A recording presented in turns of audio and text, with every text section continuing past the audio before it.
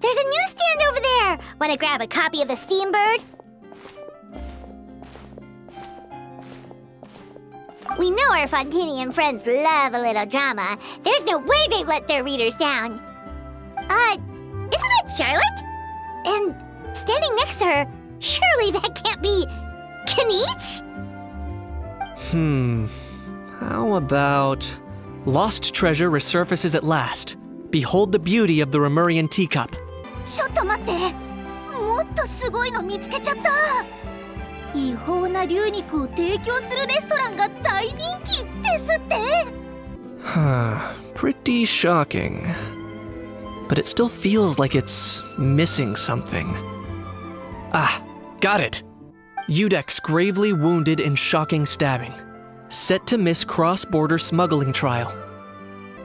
そんな。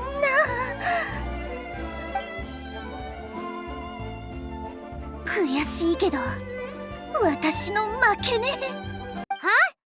What? Did Paimon hear that right? Neuvillette was stabbed and gravely wounded? No, surely that can't be right. Can it? あら？聞き覚えのある声がすると思ったら、旅人とパイモンじゃない。まさに噂をすればね。さっきちょうどキーニチさんと君たちのことを話してたのよ。でもキーニチさんは友達のことは勝手に語らない主義みたいで、あまり詳しい話はしてくれなかったの。もしよかったら偉大なる英雄がナタの地でどんな冒険を経て見事凱旋を果たしたのか聞かせてくれない？君って相変わらず謙虚ね。挨拶もまだなのに再会早々ごめんね。改めて2人とも本当に久しぶりね。フォンテーヌには遊びに来たの？ Hey there, you two. Fancy running into you here. Yeah, that, and also a less than pleasant shock. What the heck was all that about a Saurian meat restaurant and the Udex getting stabbed? Please say you weren't being serious. ああ、ゴシップ記事のタイトルのこと？ Trading tabloid headlines? Yeah. Charlotte and I were having a little contest to see who could find the most ridiculous fake news stories. Either I got lucky, or I have a knack for honing in on the most outrageous material. キーニチさんにフォンテーヌの不名誉な一面を見せるのはちょっと情けないけどね。フォンテーヌには衝撃の真相みたいなタイトルで人々の目を引いて販売数を伸ばそうと目論む三流の新聞社があるの。良心を捨てきってはいないのか。本文の中でタイトルに語弊があることについて一応説明はするんだけど、まあ購入させるための卑劣な手段って事実は変わらないわよね。一方で完全にでっち上げて書いちゃうところもあるの。さっき私たちが読んでたのがそう。 If I had to quantify it, I'd say about 1% of what they write is the truth. あらあら、キーニチさんたら寛容なコメントね。Huh? Him? Lenient? Oh, you gotta be kidding! Ah! Don't get me wrong. I'm not trying to give credit to these so-called news stories for occasionally including a grain of truth. All I'm saying is, even the wildest leaps of the human imagination are always rooted in reality. You mean all those fake headlines you mentioned actually do have some basis in fact? Sure they do. For instance, there was in fact a smuggling trial recently. Considering the amount of speculation surrounding the smuggled goods, it's no wonder there are rumors about restaurants serving saurian meat or teacups being unearthed from ancient ruins. But in reality, the goods in question were simply a few ancient relics dug up from ruins in Natlan. Rest assured, no saurians were harmed in the process. あの事件の裁判でヌビレット様が審判席に座らなかったのは単に最初から他の審判官に任せてたからよ。パレメルモニアの審判官はヌビレット様一人だけじゃないし、全ての事件を処理されるわけじゃないわ。そういえばあの裁判がつつがなく終わったのはキイニチさんが証人として出廷してくれたおかげだったわよね。Oh, okay! Paimon was so busy freaking out about those headlines that she totally forgot to ask why you're here in Fontaine, Kinich. キイニチさん、スチームバード新聞の独占取材を受けてくださらないかしら。 It was a pretty open and shut case, and my testimony in court was clear enough. But I'm guessing, Mademoiselle Charlotte, that you're less interested in the case than you are in trying to uncover some news stories about Natlan. 鋭い。さすがあなたきっての竜狩り人ね。 I appreciate your kind invitation, but like I said, storytelling isn't really my forte. Kinich the speechless! Kinich the tongue-tied! Huh? If you're dead set on doing an interview, why not talk to the traveler instead? 確かにいいアイデアね。それならいろいろ準備しないと。少し時間をちょうだい。質問を全部リストにまとめてくるから。それについてはまた後で。もちろん君の意思を尊重するつもりよ。そろそろ仕事に戻らないと。ゴシップ誌のデタラメ記事がどんどんエスカレートしてるってことはちゃんと協律官に報告しておくわ。それじゃあ私はこれでまたね。Charlotte never stops, does she? Anyway, Paimon just has to ask. That how thing that popped out before, or was it a how? It kind of looked like a how, but at the same time... Oh, that thing. Yeah, that was a how. Huh? What's up with him? Like, he's still noisy, but he's way quieter than before. It's like he's trying to hide or something. Could be. Not acclimatizing? Aw, poor Almighty Dragon Lord is not feeling well. Too bad he can't come out to argue back. What do you mean? There's nothing physically wrong with him. It actually has to do with a strange law we learned about after arriving in Fontaine. Apparently, it's forbidden to release flying objects within Fontaine city limits during the first 3 days of each month. Paimon sure does! Paimon's been down this road before. There's an easy solution. As long as Kinich holds onto a house tail, he'll be considered an Almighty Dragon Lord balloon, not a flying Almighty Dragon Lord. Not gonna lie, I was considering that.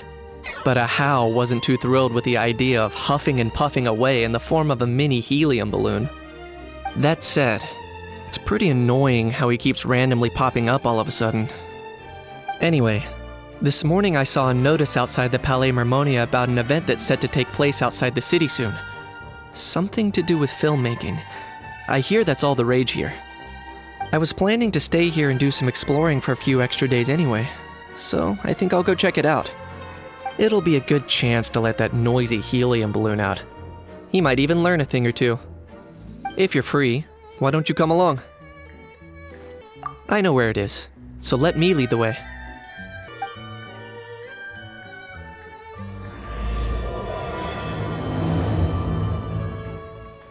Looks like I remembered correctly. Here we are. Wow, this is awesome! Hard to believe it was just an empty beach before. Yeah, it was still completely deserted only a few days ago when I passed by on my way to testify at the Opera House. There must be some efficient workers in Fontaine. Quite impressive. A few days? One night was all it took. Rap-a-tap-tap, ta-da! But is this all it takes to blow people away? Oh, no. Given my past experience, I can't let myself get carried away. Well, I can't believe you actually remember me. It's me, Lepine Pauline. That's right, the unlucky one. Of course! How else would we have managed to build Fantasyland in a single night? Fantasyland? At At least, that's how I like to think of it myself. A magical land of fantasy, the stuff of film buffs' dreams. I know it sounds like I'm laying it on thick, but that really is the goal here. As you can see, the theme of this amusement park is Fontainian filmmaking, a place for all film lovers to come together and co-construct a world of dreams. Co-construct? Well, that's a relief. Sounds like you're sharing the cost this time rather than pouring your entire life savings into a single project. Nope! I might be inviting others to help fund this, but that doesn't mean I haven't thrown all my life savings into it too! Huh? You've got to be kidding. Ha! Look at you, puny little humans. Recklessly betting your entire future against some stupid vanity project. If you're expecting even an ounce of sympathy from the almighty Dragon Lord, dream on! Mockery is all you shall get, straight from the heart! Sorry, just ignore that little gizmoid. He likes to butt in occasionally. Do go on. Gizmoid? Who you calling Gizmoid? You're the Gizmoid! Wow! That's quite a nifty mecha you've got yourself there. Is it some sort of smart personal assistant? You ought to let Miss Charlotte see your cool gadget. Oh, who knows? Maybe you could even look into mass production! Mass production? Ugh, insolent, vulgar, and disrespectful! I, the almighty Dragon Lord, am one of a kind! There has never been another like me, nor will there ever be! And another thing, smart is the understatement of the century! I shall have you know that I am Kahulahau, forebear of ancient wisdom! I lived for eons long before any of you were born! What? Heavens above! I beg your pardon, forebear of ancient wisdom. Please, I meant no offense. Idiot meets idiot. What's all the fuss? Making some new friends, are we?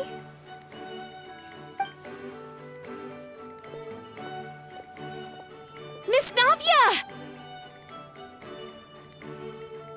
Allow me to introduce the star behind all the work that's gone into this venue. Miss Navia, president of Fontaine Spina di Rosula. Hello, everyone. Partner, Paimon, how have you been lately?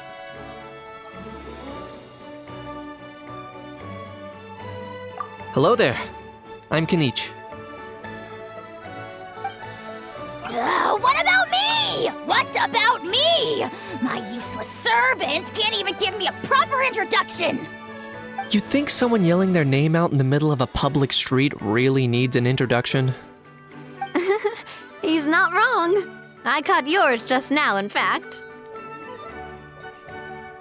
So, you must be the almighty Dragon Lord, Mr. Ahau. It's a pleasure to meet you.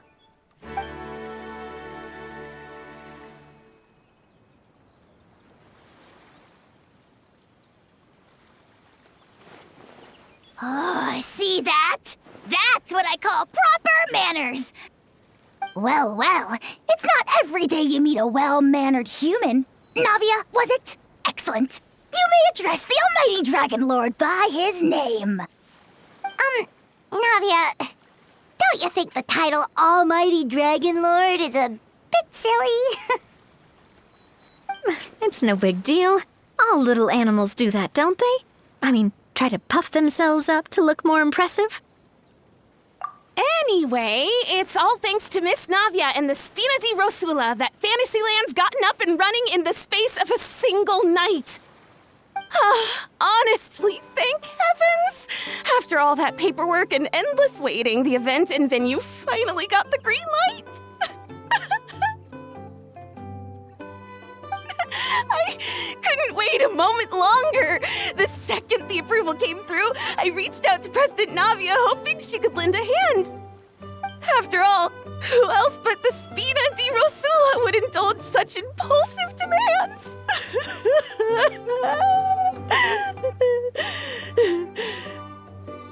Sorry, traveler. Miss Lapine Pauline sometimes gets a bit overwhelmed by her own excitement, as you can see. I'm guessing she hasn't gone into much detail about the event yet, so let me fill you in. In short, the Cheval Moran Film Fantasyland is a fan convention that's open to film enthusiasts from all over Teyvat. Miss Lapine Pauline is hosting this event and also providing technical support. Huh? Cheval Moran? That's right! The one and only Surintendant Cheval Moran! After much persistence and many solicitations, I finally obtained Lady Farina's permission to use the image of her close friend. Not only is our adorable mascot drawing in fans by the minute, but she's also boosting her own popularity. And that was always the goal, a win-win arrangement. It's been a while since we last met, but still, it's a surprise to hear Lapine Pauline coming out with such sensible ideas. By the way, Miss Lapine Pauline, have you decided to switch careers and go into film tech? Not exactly. By chance, one of the prototype lenses I developed caught a photographer's eye, and it's now being used for the latest cinematic productions. Thanks to this unexpected opportunity, I've had the chance to invent various film-related equipment and props. That's right. So don't underestimate Miss Lapine Pauline, our resident engineer. She's the technical powerhouse at the core of this entire event. As for the Spina di Rosula, we're mainly here to take care of planning, operations, and management. For anyone feeling inspired to set up a booth, Miss Lapine Pauline and I will provide the necessary technical and operational support once their application has been approved. By the way, traveler, are you at all interested in taking part? It would be a chance for you to earn some extra income. Plus, with your skills, I'm sure you could bring something special to the table.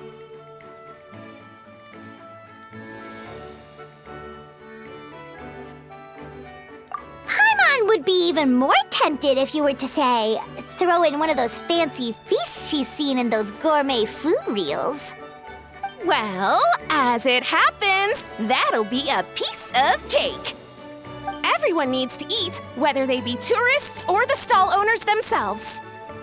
So thanks to Miss Navia's help, we've managed to invite none other than the celebrity chef, Miss Escoffier, to run our theme restaurant. Look over there!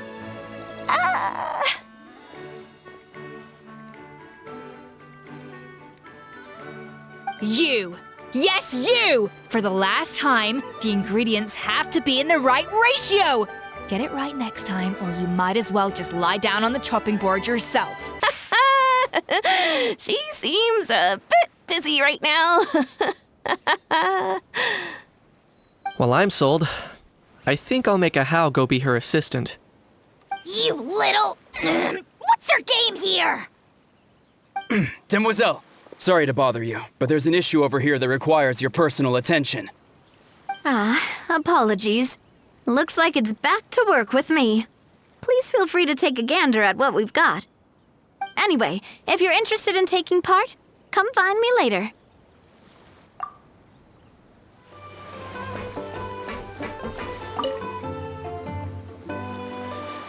Greetings. Apologies if you overheard my harsh words just now, but I assure you it is entirely necessary. The sheer lack of standards here will be the death of me. Do you have any idea of the kind of customers I'm gonna get with how lax things are at the moment? The ones that leave their guns behind by accident and then come back to collect them later bringing ammunition with them. Yeah, that's the kind of customer you wouldn't forget in a hurry. Oh... Wait, has that happened before? No, it's just the mention of guns reminded me. Someone did actually leave their gun nearby. Huh? Just before we started setting up, as we were cleaning up the site, someone stumbled upon a mysterious locked box. It didn't look like something from Fontaine, though. It had more of a Natlanese vibe. Oh? Do you think a foreign tourist might have left it behind? That's what I assumed at first. But the box was buried beneath a pile of wooden planks, rocks, and whatnot, so it seemed like someone deliberately hid it there. But I didn't see much point in speculating, so the best thing I could think of was to hand it over to the authorities. I trekked all the way over to the Palais Mermonia just to hand it in. Ugh, it was exhausting. What did the authorities make of it? Oh, they made a mountain out of a molehill, as usual. Before even addressing the question of what was actually inside the box, they had several heated discussions about whose responsibility it was to write the lost and found notice. Thankfully, the ever-reliable Officer Sedine stepped up and immediately called in the Marechaussee Phantom to crack the lock and check if there were any dangerous items inside. And, as it turned out, there was a gun. Wow, that's a dangerous item, all right. Mind if I ask what kind of gun it was? Oh yeah, Mr. Kanich, you're from Natlan, aren't you? Do you know a lot about guns? You could say it comes with the job. I have an interest in weaponry and the like. Ugh, such a spoiled brat. What, are the toys I gave you not good enough for you anymore? Yep, got sick of those long ago. You little... How dare you turn your nose up at my gifts? Why Time for a timeout, old-timer. Sorry, where were we? Oh yeah, do you recall what the gun looked like? It's a bit hard to describe. If you ask me, it didn't even really look like a gun.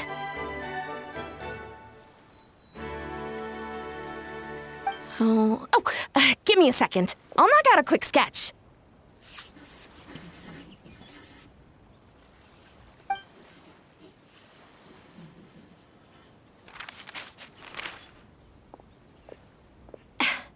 Something like this.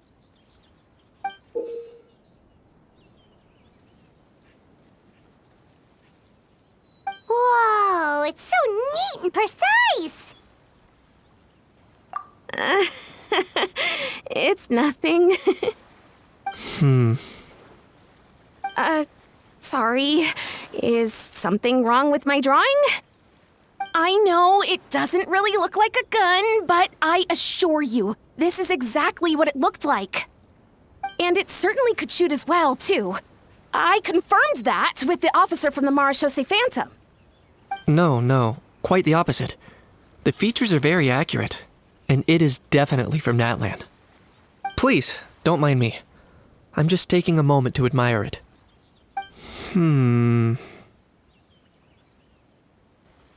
I should be the one thanking you. Thank you, and everyone else for your support. Don't mention it. Besides, we haven't really done anything. Not at all. The buzz and excitement you guys bring is exactly what this event needs. Oh dear, I'm starting to feel a bit guilty watching everyone else toil away. Guess it's about time I got back to work too. But just before I go, one last thing. Traveler, it's wonderful to see you. Here's to a successful collaboration.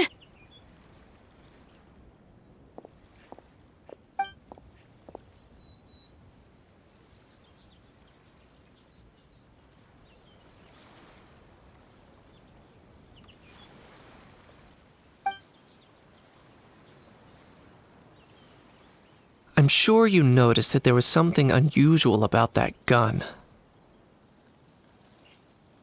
Correct. It's most likely an old weapon dug up from some ancient dragon ruins. Based on my experience, it might be more accurate to refer to it as a hand cannon, but in Fontaine terms, it's not wrong to call it a gun. Given why I came here, don't you think it's curious that an ancient dragon relic of unknown origin would turn up like this, out of the blue? I suspect this gun might have something to do with that smuggling case. It might have slipped through the cracks. Time is of the essence. so I'd like to head over to the Palais Mermonia to verify my suspicions. Perfect. Then we can head out right away. Or, if you want to catch up with your friends first, I can wait.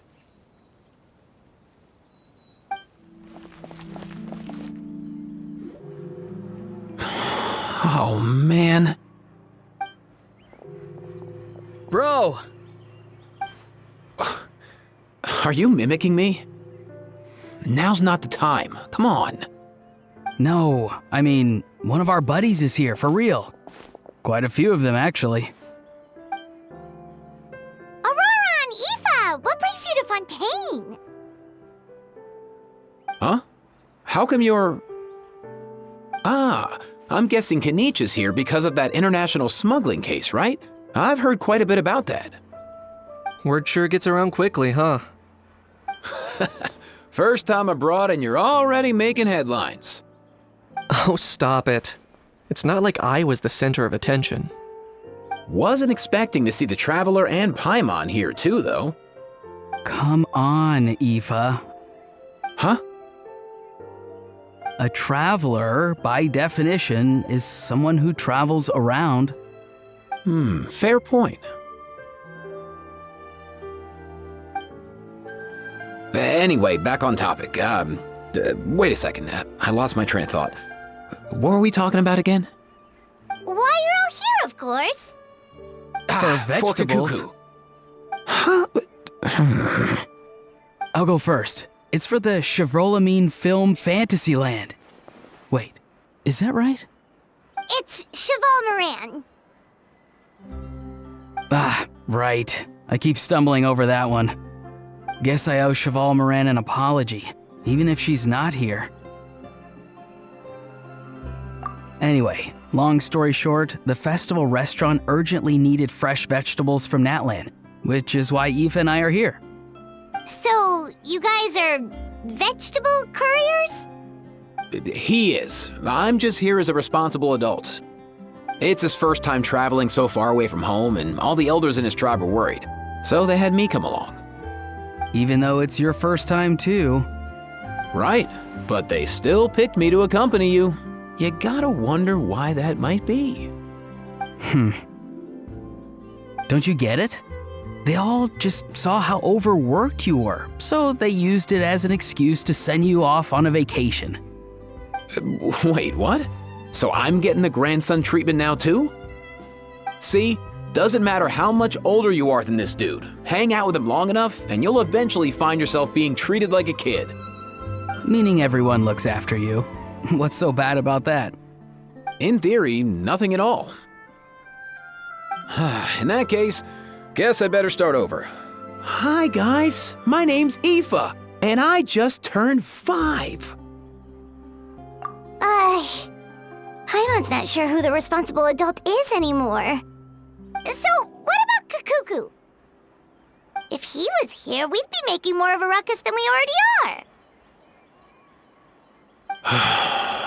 That's exactly what's got me worried. Aoife, there's nothing to worry about. You're a big boy. You can handle yourself now even without Kakuku. You think that's what I'm worried about? Anyway, my priority right now is Kakuku.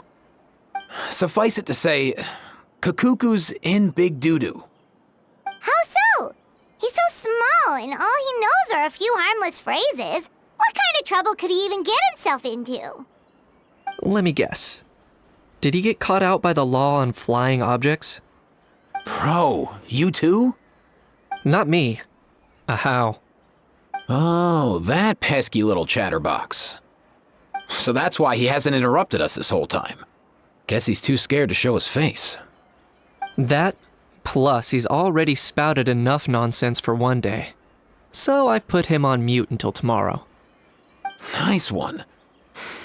If I was even half as decisive as you are, I would have kept a closer hold on Kakuku so he didn't get a chance to go flying off. Oh no, bro. Or rather, did Kakuku get caught by the guards for flying around? If they had managed that, we'd at least be able to track him down. But when the guards started chasing him, Kakuku flew into that building next door. I wouldn't be surprised if there was a high-stakes pursuit going down in there as we speak. Just like one of those cool crime movies. Which building? That one? Yup, that's the one. Kakuku sure has a good eye for a getaway. It's the tallest building around. I may be able to fly up pretty high, but checking every last window would still take quite a while. As for Aoife, well, let's just say he's not flying anywhere without a Saurian. Sorry about that. Not like it's my fault, though. You don't have to apologize on my behalf. Wait a sec. What's this got to do with how high you can fly? Kakuku's got himself into a real mess here, like a panicked animal running straight into a trap. It's pretty worrying. I'm starting to picture him flapping through a barrage of gunfire while important documents are flying about left, right, and center. Heck yeah! If anyone can pull it off, it's Kakuku. He's always been such an awesome Saurus. I believe in him.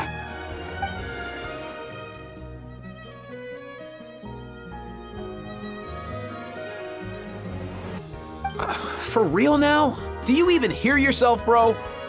Of course I'm for real. I'd never make light of something like that.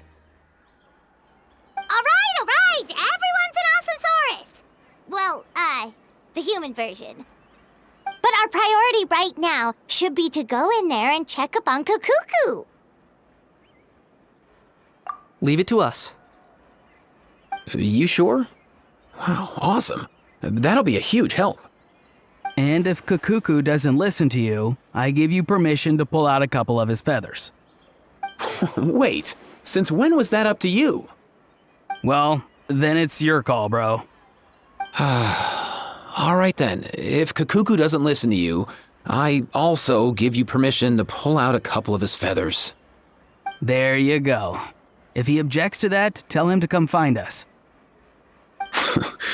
He won't. Trust me.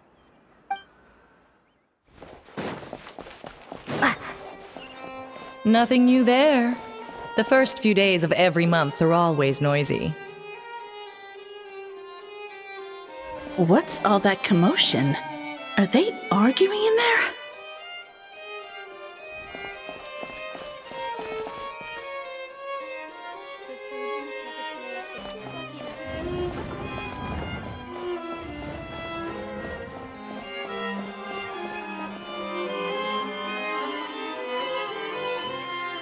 No way, bro!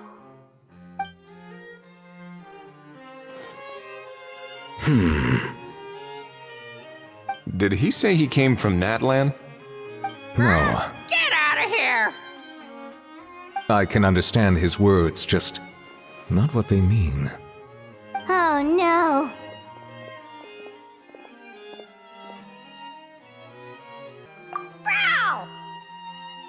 Bro!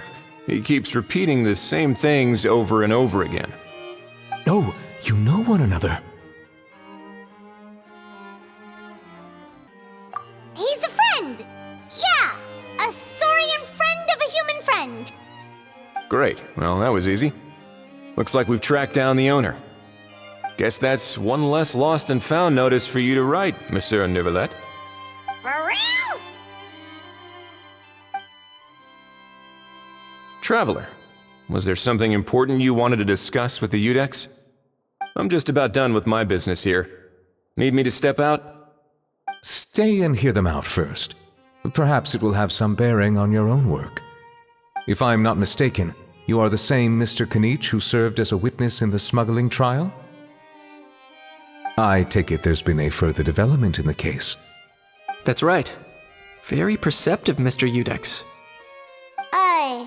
So you've met Neuvillette before? But wasn't the trial overseen by another judge? I've seen his photo in the papers. But as for this other gentleman...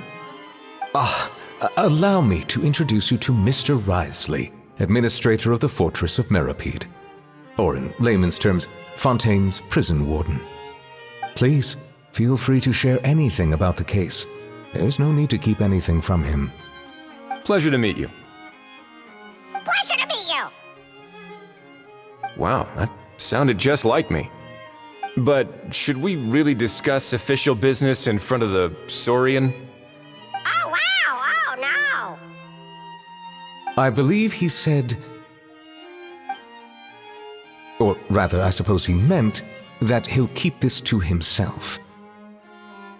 Though I should mention, Mr. Kukuku, that we will have to ask you to sign a confidentiality agreement.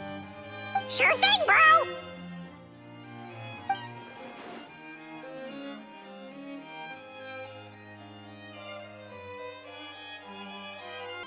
Let us return to the matter at hand.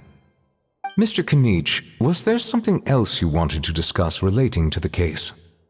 Yes. Let me fill you in.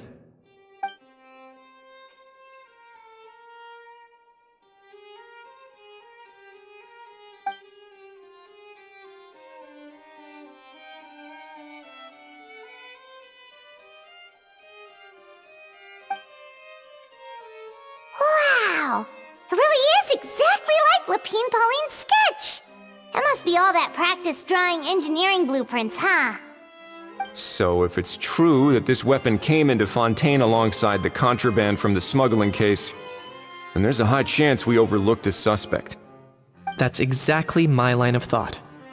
I see. Mr. Kanich, thank you for reporting this promptly. I'll arrange for the Marechaussee Phantom to investigate right away. We should begin by questioning the prisoners in custody. Ridesley. I'll sign off on the interrogation request, don't you worry. That would be much appreciated.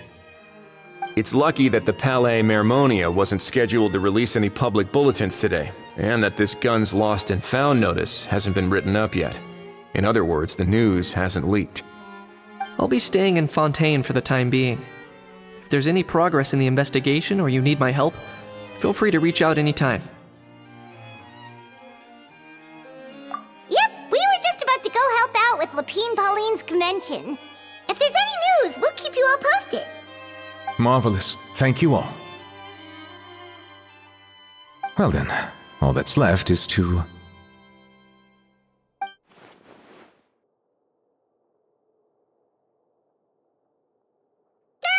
You miss me,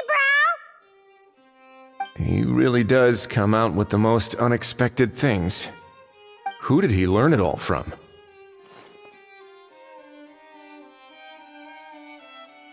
Huh. Well, it's pretty extraordinary. Anyway, according to due process, we must first determine whether Mr. Kukuku qualifies as a flying object. And, following on from our conversation just now, he also needs to sign a confidentiality agreement. Drafting said agreement may take some time. Looks like you'll be staying with us for a while then, Kukuku. Excited?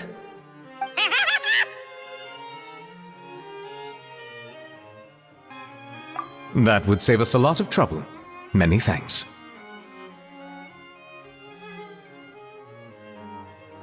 All right then, we'd better get going. No need to see us off.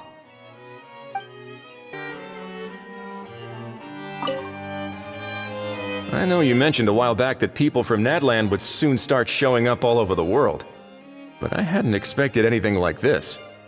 It seems no matter where they come from, all dragons are inquisitive by nature. You can say that again, bro! The same might well be said for humankind. The real reason you chose to stay to investigate this case was your curiosity about Natlan and Mr. Kukuku, was it not? Guilty as charged. Nothing gets past you. So, how about we take this opportunity to chat a little more? We've got the world's best translator on hand, after all. Sure thing, bro!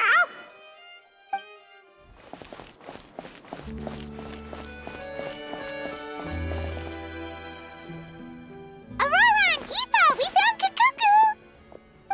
What's the situation? How bad is it? Oh no. When I saw that Kukuku wasn't with you, I'd already prepared myself for the worst. Relax, Aoife. Maybe Kukuku just prefers high-rise living now.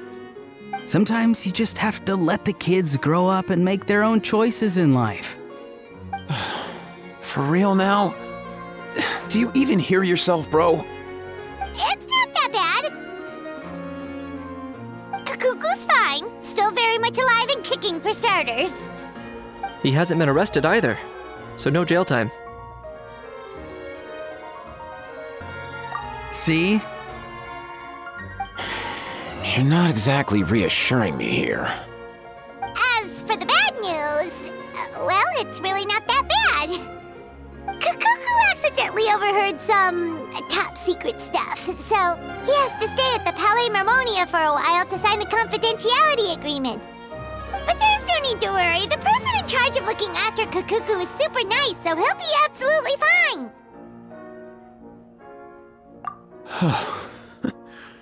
All right. That doesn't sound too bad after all. Wow, hearing that's put my mind to rest.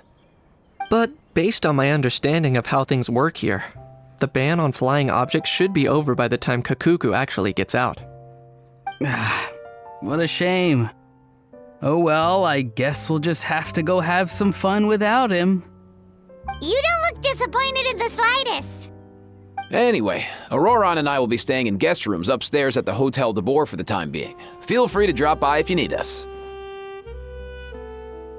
Yay! Problem solved! All right, let's catch up another day.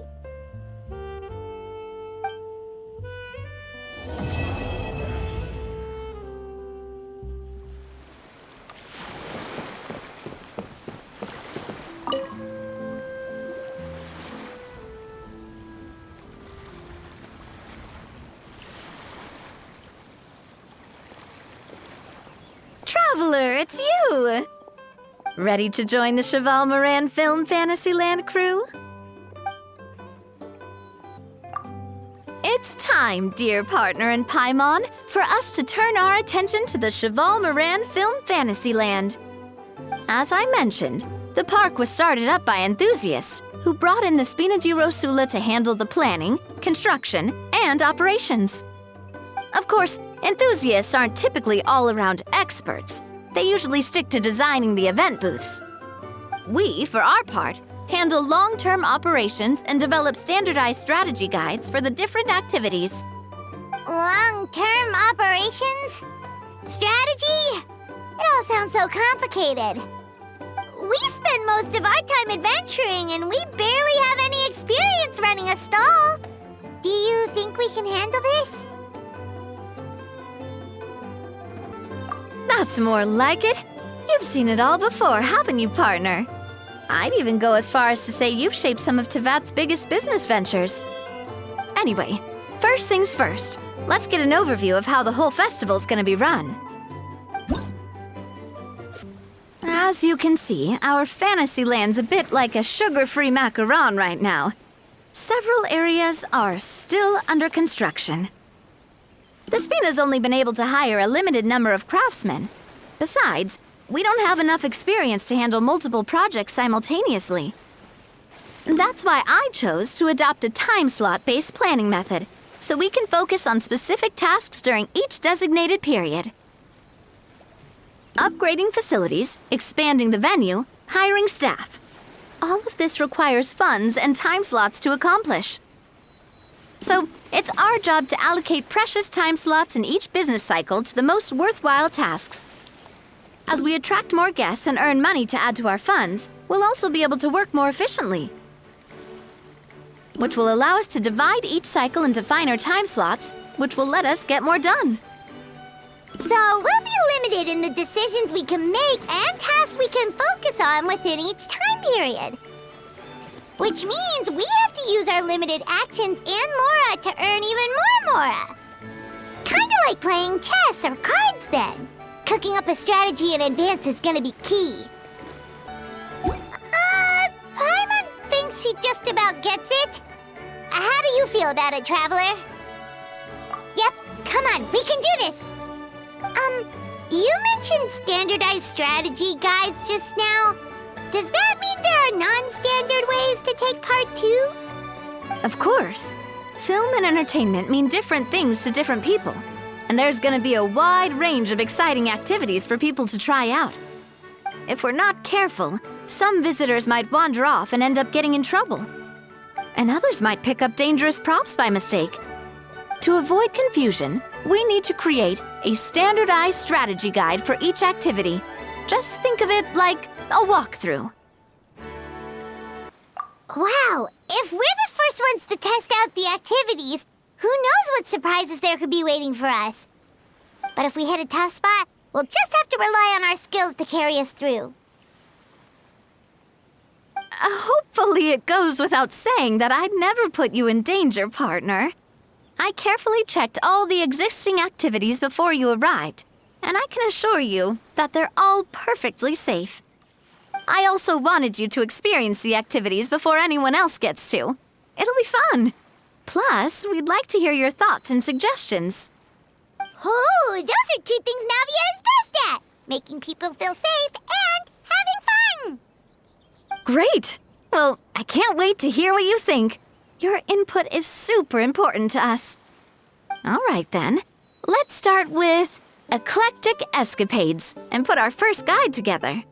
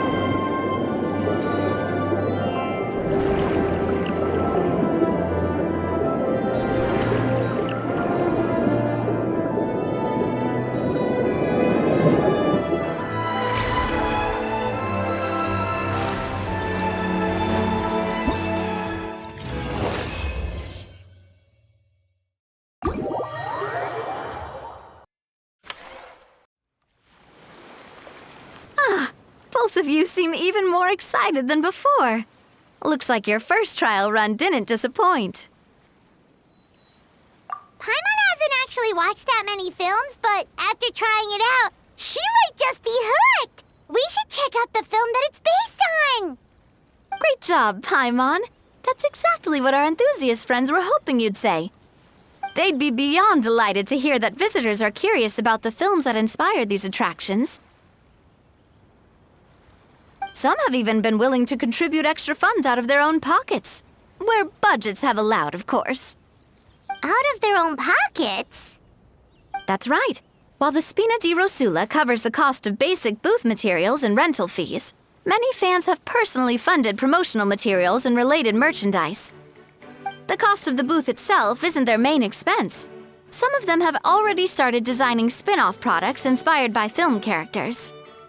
Take our official mascot, Surintendant Chevalmoran, for instance. She won second place in the last most popular character poll for the comic film category, and was even dubbed the pinnacle of round, bouncy cuteness. Many people have expressed interest in designing cushions based on her image, using the highest quality fabrics and hiring the most skilled artisans to mass produce them. These cushions will officially go on sale at the next convention alongside lots of similar products. Sounds irresistible, right? Plus, as Surintendant Chevalmoran's guardian and official image rights agent, Farina will receive 60% of the sales revenue. After all, the fans are doing this voluntarily, not for profit, but to promote Surintendant Chevalmoran's adorable image. The more Mora ends up in Farina's purse, the better Surintendant Chevalmoran's meals will be. And who wouldn't be happy to hear that? Oh, Paimon likes the sound of that. Everyone working hard for something they all love without worrying about profit. Still, we can't just ignore Mora completely. Whether it's fan creations or official commercial projects, some level of financial balance is still necessary. The same logic applies to the Chevalmoran Film Fantasyland taken as a whole. Once we finish the standardized strategy guides, our attractions can officially be open to the public. But we can't take personal charge of the ticketing process. There's plenty of work to do at the various booths, and the park itself is a work in progress. We'll need to assign dedicated employees to maintain and manage each attraction. There's a recruitment section on the park's bulletin board. We've received many applications, and each candidate has their strengths. Our job is to match the best candidates to each attraction based on their overall performance. Once assigned, the staff will keep the attractions running, ensuring a continuous revenue stream. Wait, so we've suddenly gone from being playtesters to heads of human resources? That's definitely a first for us. Just don't hold everyone up to your own standards, okay? You can't expect everyone else to be as capable as you. All right, time to review some resumes. Fingers crossed we'll get some exceptional candidates.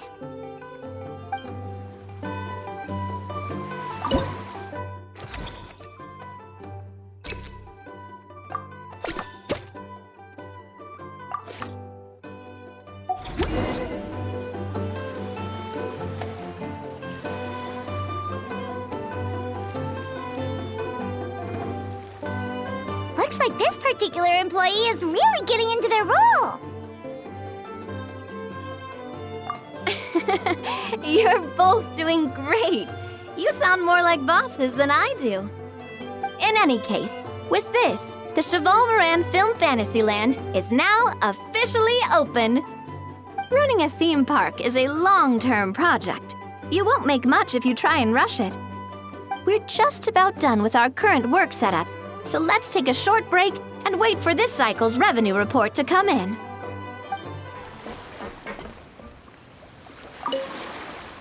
Well, this cycle of operation sure got us off to a good start. On to the next one.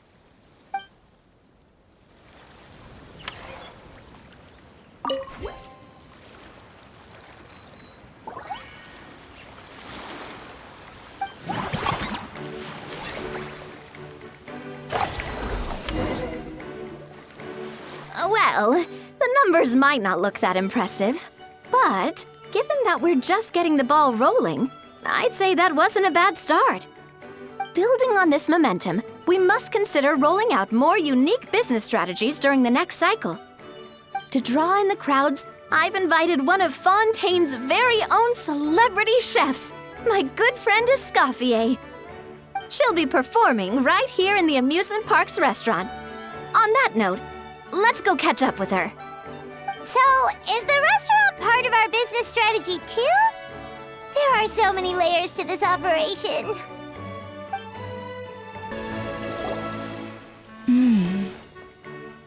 The restaurant is up to standard, and the waterside location will make for a unique dining experience.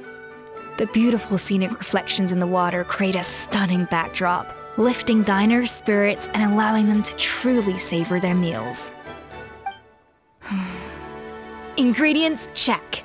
Cooking utensils, check. Looks like we're ready to rumble. Hey there, Escoffier! Oh, my employers are here. The president of the Spina di Rasula, plus the famous traveler and Paimon. I must say, you seem a bit overqualified to be running a film-themed amusement park. I'd say that if anyone here was overqualified, it would be the former head chef of the Hotel de Boer. Wherever you walk, the aroma of fine cuisine follows in your wake. Let's get back to business. I'm guessing you want the traveler to help me decide the theme dish for each cycle, right? This is the business strategy I mentioned earlier. Using Escoffier's top-tier dishes to attract more visitors to the park. But this isn't just about attracting visitors. Her culinary masterpieces will surely have other surprising effects. Just imagine, Paimon, if all you needed was a single ticket to enjoy all the attractions and taste all the legendary food. Wouldn't you be tempted? Then Paimon come every single day. Now, here's the twist. To get the most out of this strategy, the menu can't be made public. Based on research by a certain food branding consultant, many restaurants have started offering a special chef surprise dish. So give me some inspiration every few business cycles, and I'll decide on our next theme dish. Now then, give me your hand.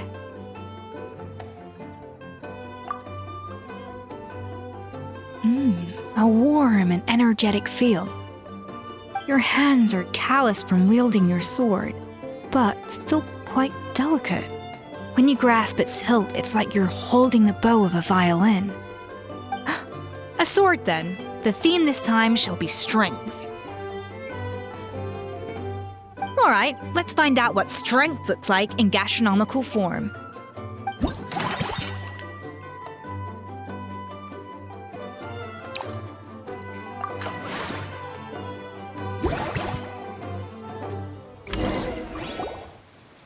I've refined the sauce for these barbecue ribs. It's a richer flavor than the classic version, but not at all greasy. The mint extract in the seasoning leaves a refreshing aftertaste, perfect for indulging yourself after a fun-filled day. But if you ask me, I'd say the artisans need these more than the guests. The artisans? As I'm sure you've noticed, this park isn't quite finished. A serving of these barbecue ribs should help the artisans replenish their strength much more quickly. As their bosses, you have an obligation to provide meals for them. So why not invite them to dine here? Who knows, the morale boost might even improve their productivity. Oh, if I recall correctly, you once served up some special fish and chips for the porters over at the Fleuve Centre. For several days after, the workers were all incredibly efficient. They'd finish 8 hours of work in just 5. And then, because they clocked out early, they'd come back completely refreshed the next day. Then there's no time to lose. Go invite the artisans over while these ribs are still hot. I'll prepare some side dishes and desserts too. That's a great idea! You really live up to your reputation, Escoffier! Looks like these themed dishes are gonna make a huge difference after all. We'll have to make sure we check in with you regularly. The artisans are pumped and ready to roll thanks to that themed dish. And perfect timing, too. Let's take this chance to take the facilities of our eclectic escapades to the next level.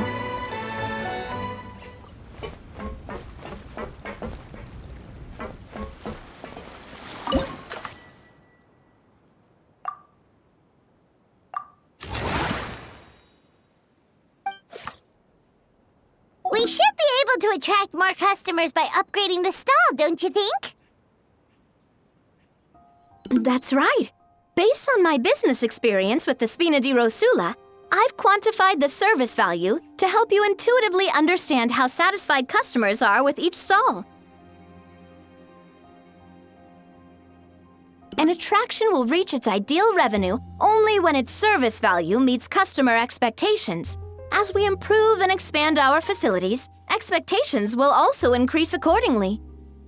When that happens, we can deploy more capable employees or invest funds in training to enhance our employees' skills.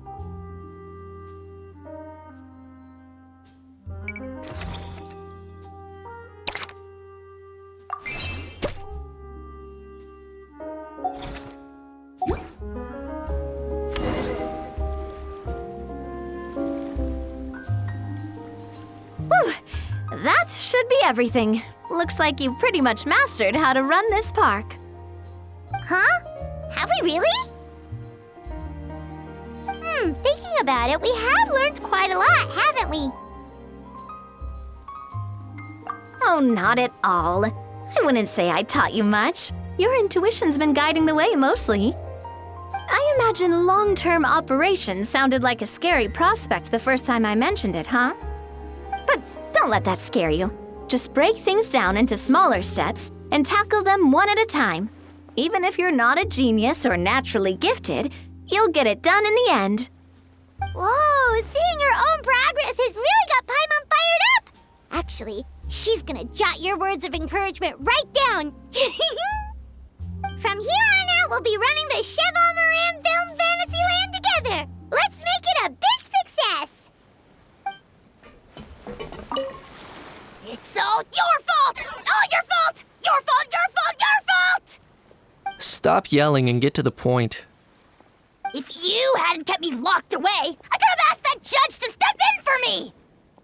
He'd have backed me up for sure, and then we'd have kicked your sorry little butt! For real now? Do you even hear yourself? You'd better focus on outsmarting Kakuku first.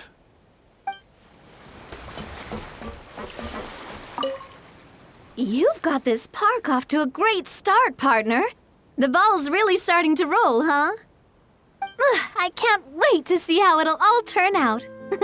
How exciting!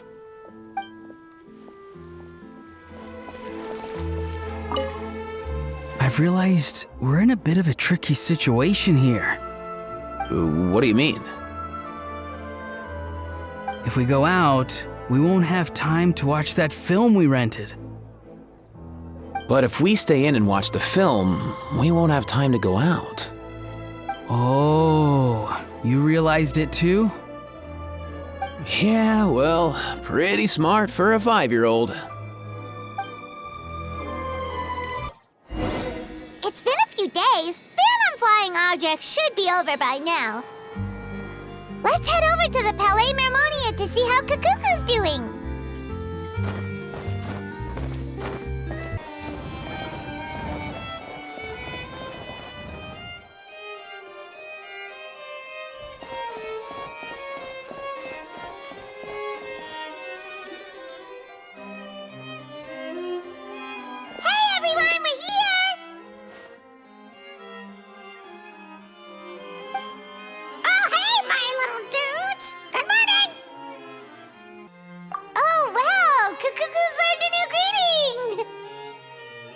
Is that good news or bad news, though? Sorry, I did everything within my power. But so far, I've only managed to teach him how to say good morning. Wait, so that's all you've been up to this whole time? Get out of here! Huh? Okay, so good mornings aside, please tell Paimon there's been some other progress too. Of course. That's why I'm here. Kakuku's not the only one that Mr. Ridesley's been getting to talk. I'm referring, of course, to the convicts. It was nothing. These guys weren't exactly tough nuts to crack. So, what's the deal?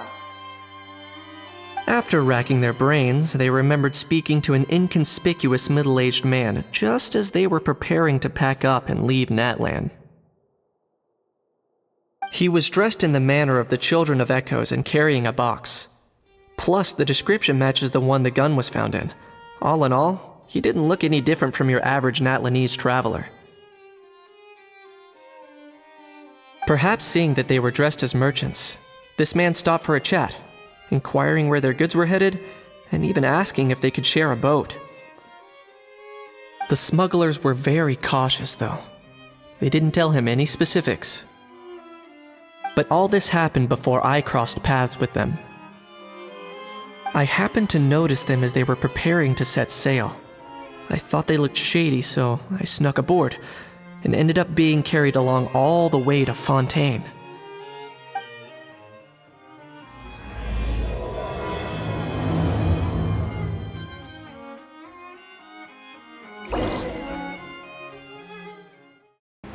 Boss, do we know if those Fontainians will even like this stuff? What if we can't shift it? And that's why we call you a rookie. It's all supply and demand, kid. Supply and demand. Natlan's foreign trade is just starting to lift off. There'll be a market for it, you'll see. That's right. So stop giving the boss trouble, rookie. Just do your job and keep an eye on the goods. Are they merchants? Have they come to Fontaine to do business? Scarred face. Calloused hands. On closer inspection, the fabric looks worn at the knees and elbows, and his fingernails are dirty. Not exactly your typical merchant. Could he have previously been a warrior? Or even an adventurer? Something feels off. I'd better sneak up and get a closer look.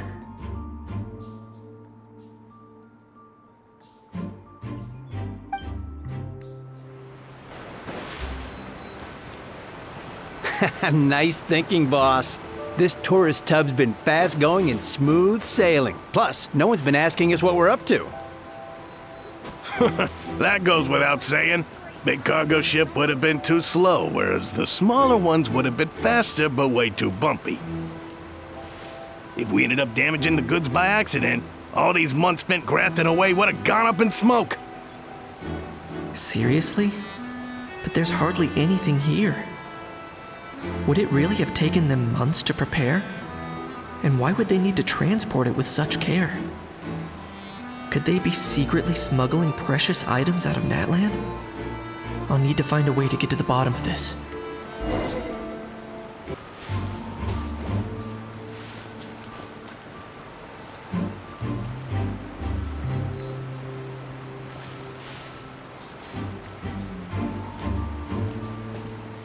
Let's go hear what these criminals have to say for themselves.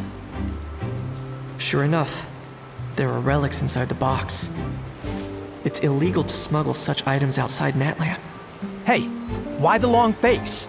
You're abroad on business and you get to do some sightseeing while you're at it. Sounds like a pretty sweet deal to me. You better cheer up if you know what's good for you. I guess you're right. I was just worried I might have messed up with the packing or that something's gonna go wrong along the way. Oh, pull yourself together. Tons of foreign tourists come traveling to Fontaine. I bet their luggage is full of all kinds of weird stuff. If someone insists on checking it all, just show them the purchase order we had drawn up. Those Fontainians can't get enough of their legalese, so I've heard. They can look all they want. Aha. So their aim is to smuggle in contraband after all. Looks like I've gathered enough intel about the smugglers and their contraband. Time to inform port security. So anyway, that was when I went and told the Fontainian guards about my suspicions. After an investigation and a chase, they finally apprehended them and sent them on their way.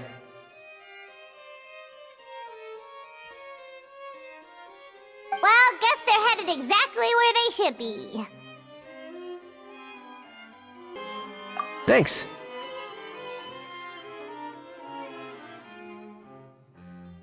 Based on your recollections just now,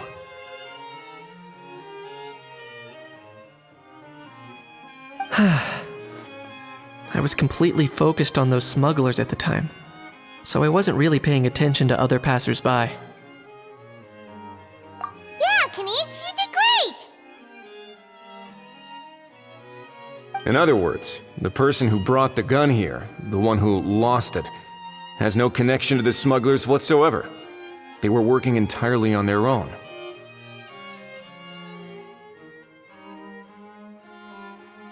Oh dear, oh dear! Sounds like Mr. Kakuku wants to chime in?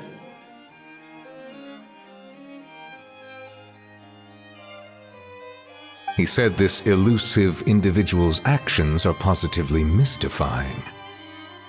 It's a good observation. I quite agree. However, we still know next to nothing about the person. Perhaps we should start by focusing on the lost item itself.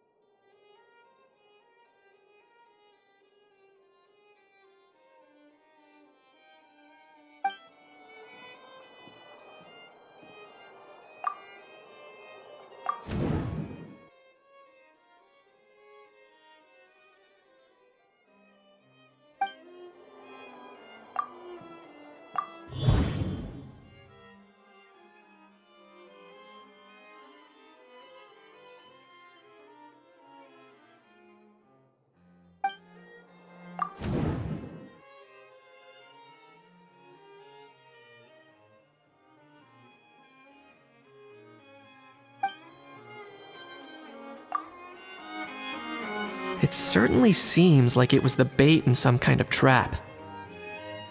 The only question is, why wasn't the bait made more conspicuous? Has something sprung to mind? I just remembered a film I watched this one time.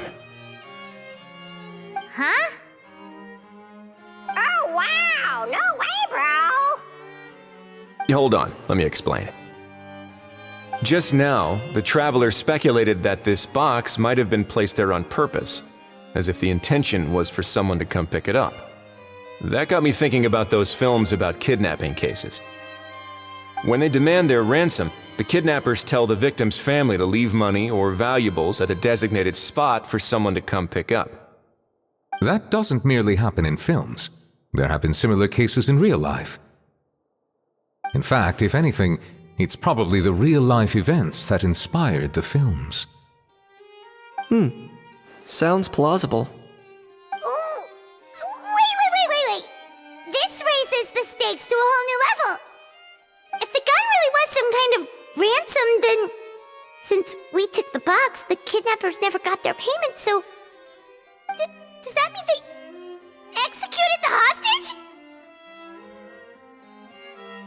I agree. I don't believe we have a kidnapping on our hands. Selling off stolen goods is extra work that most kidnappers would want to avoid. Unless they're after something very specific, they tend to just ask for cash. Could we be dealing with a kidnapper who's dead set on getting their hands on an ancient dragon handgun? It's not impossible, but the likelihood is very slim. We can discount that possibility for now. And speaking of selling stolen goods, don't you think this looks more like a transaction?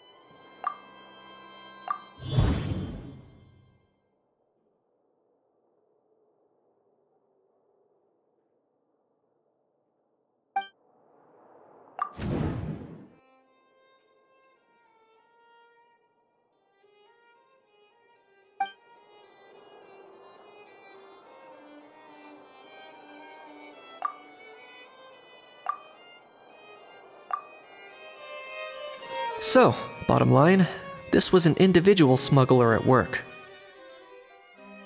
Exactly. And it was the location itself that caused the deal to fall through. The last thing they would have expected was for a quiet beach to turn into a bustling film convention overnight. Not only is the area now packed with tourists, but the Spina di Rosula have a presence there. I'll bet that both parties were completely caught off guard. That sounds like a plausible theory, but how do we verify it? Looks like your people better start rolling up their sleeves. How so? Easy. Just follow the usual procedure by putting up a lost and found notice. The more routine we make it seem, the more likely the suspect will come forward to claim it. Even if they send a proxy, we're liable to get our hands on new leads. And timing-wise, it's about time we updated the bulletin board anyway. All we need now is a lucky gestionnaire to write up the notice for us post-haste. Ah, so that's what you meant by rolling up their sleeves. In that case, I may as well write it myself. Delegating this to someone else would require an additional explanation. Huh. Or are you just not used to asking others to work overtime? Is that really a major concern here? Well, looks like I won't be needed around here. At least until the notice has been posted. You could always wait here if you like. The Palais Mermonia serves a particularly fine cup of tea if that swings it for you. Thanks, but no thanks. I left a very noisy creature with a friend before heading out, so I should probably get back to feed it. Ah, I wasn't aware that you had a pet, Mr. Kanich. Speaking of pets...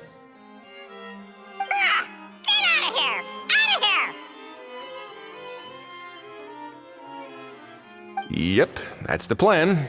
Out of here indeed. I believe that what Wriothesley is trying to say is, you are free to leave, Mr. Kukuku. Furthermore, it has been determined that Mr. Kukuku should not, in fact, be classified as a flying object. As such, he shall be free to move around Fontaine whenever he so pleases. You're the best, bro! Oh, that really is good news! Travelers, should we bring Kukuku back to Aoife and Auroran? I shall leave him in your capable hands. Indeed.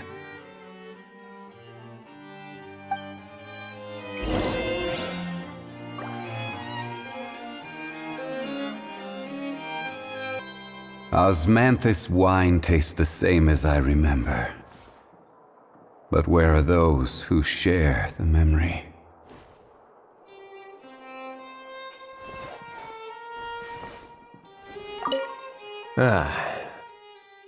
You know, all this has made me realize that I'd quite like to have a pet. If that proves inconvenient within the fortress of Meripede, perhaps you should consider finding a place in the court of Fontaine. That actually sounds like a good idea. In the past, I always dismissed the idea of buying a property in the city. The prophecy about the floods meant it never seemed like a worthwhile investment. But now... This might be a good time for you to re-examine the documents I gave you regarding your title as Duke. Huh? Citizens with honorary titles are eligible for certain benefits when purchasing property in the court of Fontaine. Really?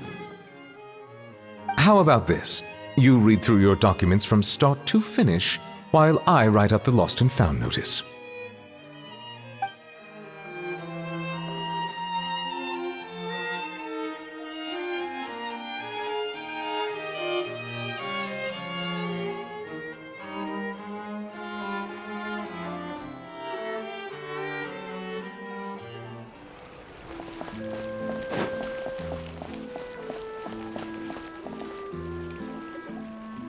How? What? What now? Let's shake hands. Fine by me! Get ready for a knuckle sandwich! Ugh!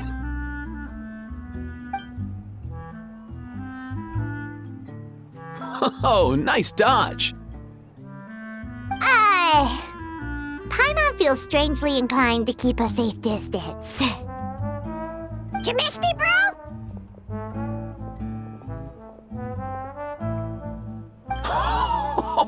Cuckoo, you're free!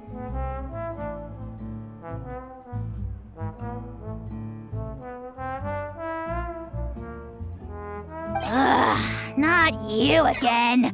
Nope, didn't miss you in the slightest. Hey, other granny. And hey, Paimon and Kanich. It's good to see you all. Thanks for bringing Kukuku back. Get it away! Get it away from me! here, bro? Who are you calling bro? Say that again to my face! I dare you. If you've got the energy to argue this much, you're clearly not hungry yet. Let's go find something to eat while a How lives his best life. Poor How. He spent all day being tormented by Auroron, only to discover that the suffering's just begun. Eva, as a Saurian vet, how can you just sit back and watch our little dragon bro suffer? Huh? How am I the bad guy? Even hear yourself? Ah! Doesn't anyone want to hear how Kukuku got out of jail?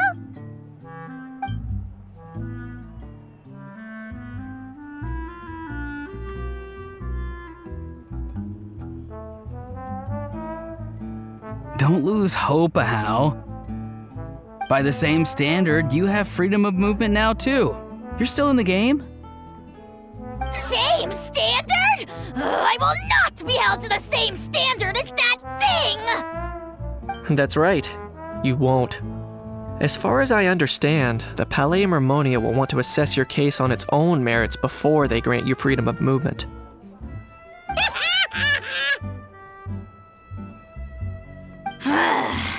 Where's that Saurian meat restaurant again? I'm gonna march that little pink balloon right into the kitchen!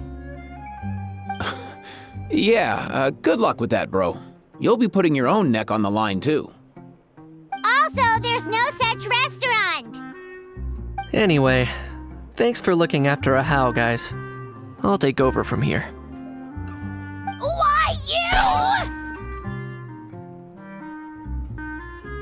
Between the two, Kukuku wins the cuteness competition hands down. Ah, really? Thanks! Wait, who are the other contestants, though?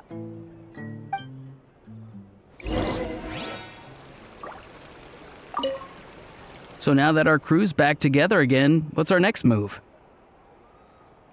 Oh, how about a game of rock, paper, scissors? No chance. If I lose, we'll end up stuck in the room watching films all over again. Nope. This time, we'll only watch a film if I lose instead. Had enough too, huh? For real now? Come on, bro! Can we just ditch this whole leaving it all to chance thing? Why don't we take our fate into our own hands? Aren't we doing that already? Rock, paper, scissors uses our hands.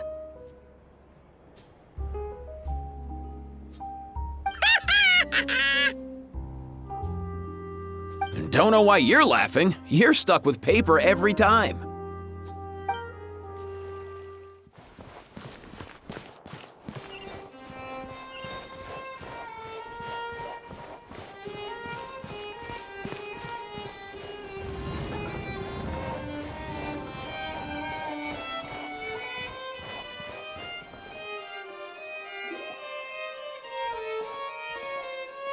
Huh, looks like there were quite a few others with the same idea.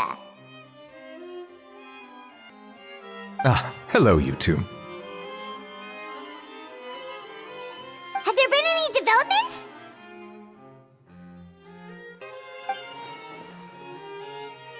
Okay, guess not.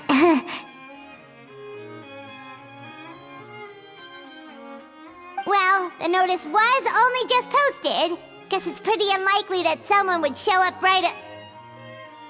Special Patrol, open up! Ah! Who's there? What's going on? The Special Patrol? I don't think that's who this is. Hey, this isn't the time for silly jokes! Let's go check it out. Good day, all.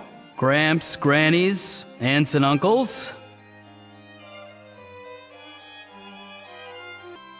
What in the Tevat are you doing here, Auroron?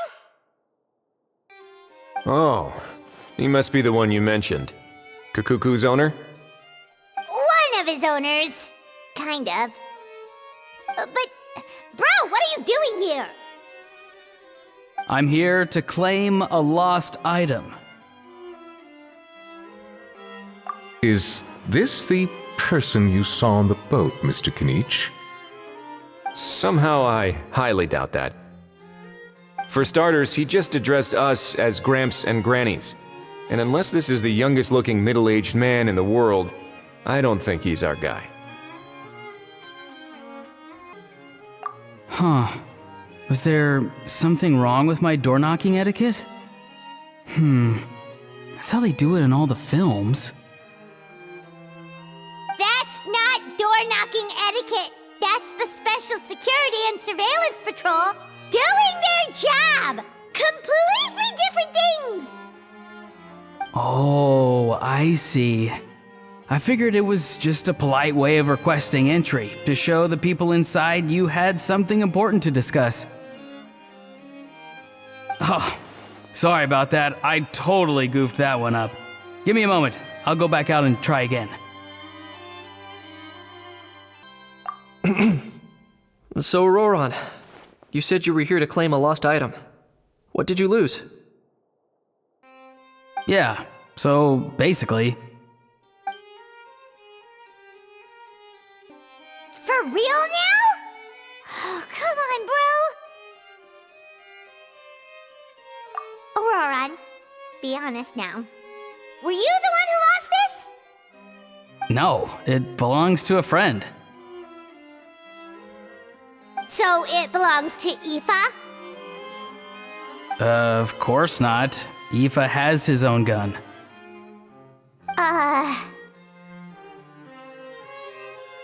All right then. I knew this wouldn't go well. So here's what went down.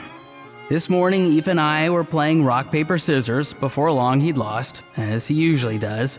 So we figured we'd head out and visit some of the Court of Fontaine's famous landmarks. When we got near the plaza, a man suddenly stopped us to ask for help. He said that he had lost something and that someone had found it and sent it over to the Palais Mermonia. But apparently he used to work here and was worried it'd be awkward bumping into his old coworkers, so he asked us to pretend to be the owners and claim it on his behalf. You didn't manage to keep that pretense up for long. It's fine. I'm not the one who feels awkward anyway. So, a former employee of the Palais Mermonia. Was this individual a Fontaine native? Yes, at least I assume so. He looked like a well-dressed gentleman to me. We were about to refuse, but he was so polite. Could it have been a disguise? Oh no. Auroran, Paimon thinks you've been tricked. This person might be in cahoots with the bad guys. Oh, maybe he already took off and escaped as soon as your mission went pear-shaped. No way. I'm not that dumb. Huh? He's not going anywhere. Aoife and Kakuku are keeping an eye on him over at the plaza. Keeping an eye on him. I like the sound of that. In that case, let's hurry over to where Aoife is. Time to catch that con man and find out what's really going on here. Wait a minute, I have a question first. Traveler, Paimon. You're pretty famous in Natlan, right? Oh, we're basically household names. But why do you ask? Would that be a problem? Remember when I said that the seller might be watching in secret? If so, then picking a Roran to do their dirty work was a careless mistake on their part. It suggests that the person who got Auroran to claim the item might not be fully in the know themselves. There are plenty of unanswered questions, but standing around racking our brains won't help. However, I still suggest that the famous faces among us, meaning the Traveler and Kinich, oh, and of course, Monsieur Nivelet too, stay here for the time being.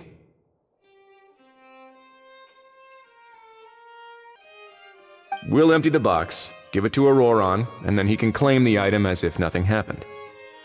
I'll follow to check if anyone is watching. I doubt anyone would recognize me anyway, so I shouldn't draw too much attention. I think this plan is worth a try. I shall leave it to the pair of you. So, I have to go undercover again, right? Well, not exactly undercover. Just drop the special patrol persona and be yourself instead. Roger that. Over and out.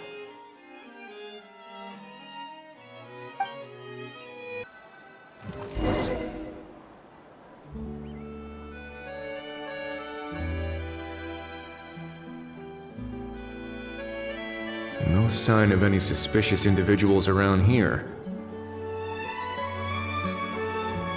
Auroron has entered the elevator as planned. I'll head over to the plaza now.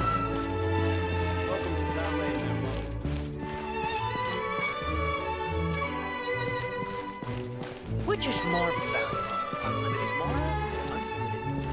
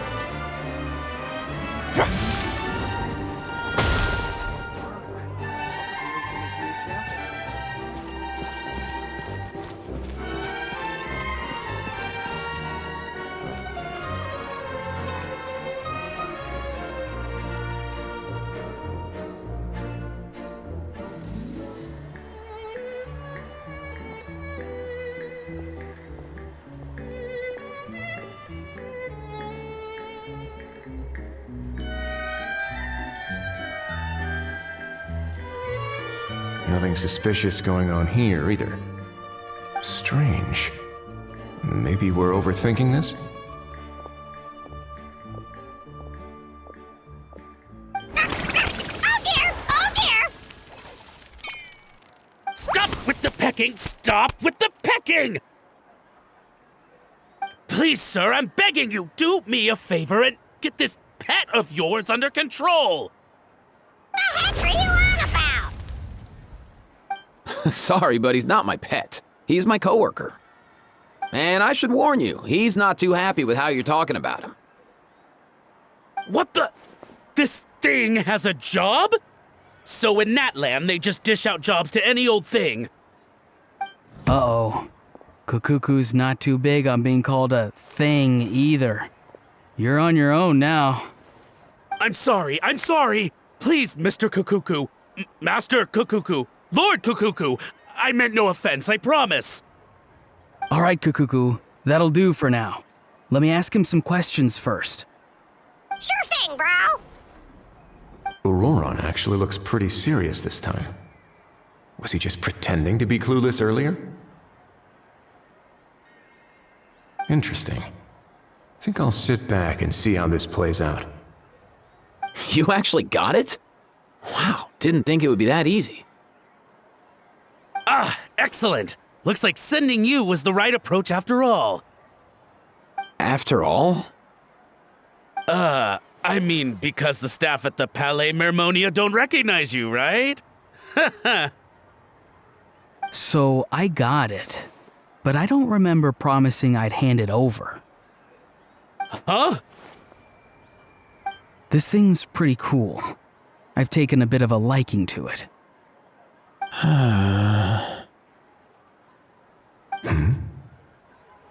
Please don't do this, my good sir, my master, my lord. My very life hangs in the balance. His life hangs in the balance?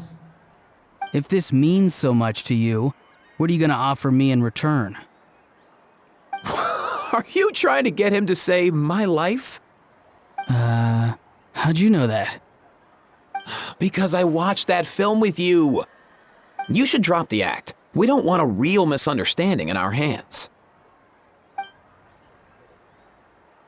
you're probably right. But honestly, I don't know what else to say. Sorry, this is the most myself I can be. Is that enough? Enough. More than enough.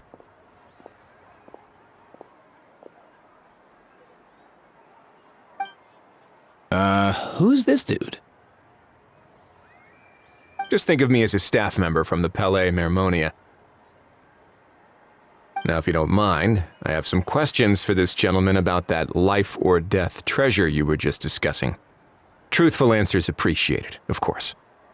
Oh no, I'm toast now. What's that supposed to mean? You don't think the Palais Mermonia has the ability to protect our citizens? No, I mean, yes, of course they do. Please ask away. I could do that. But I'd rather you just tell the whole story, from the beginning.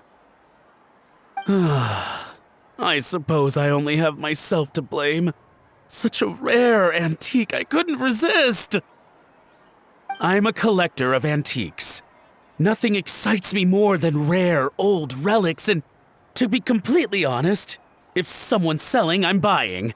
I don't care to ask where they sourced their goods. As for the seller of this particular item, well, I've never met him in person. We've had some prior dealings, but always under the cover of coded ads in some shady tabloids. Lost and found notices, missing person ads, that sort of thing. As long as I took care to hide a time and place somewhere within the text, then slipped some mora into the envelope before submitting the ad, it would get published. And that was that. No fuss, no trace. Simple, right? Normally, everything goes off without a hitch. But this time, I arrive at the pickup spot expecting a discreet in and out, and instead, I find a whole construction crew at work. That was not what we'd agreed. But I couldn't just let it go, so I reached out to him again the same way as usual. He replied, and do you know what he said? He told me that the item's now in the Palais Mermonia. Well, he wasn't lying about that. He insisted that it would be inconvenient for him to make an appearance himself, but said that if I could somehow find a way to retrieve it from the Palais, he'd give me a discount on the price. Of course it wasn't the discount that swung it. Do I look like I'm strapped for cash? Feeling smug now, are we? Feeling smug now, are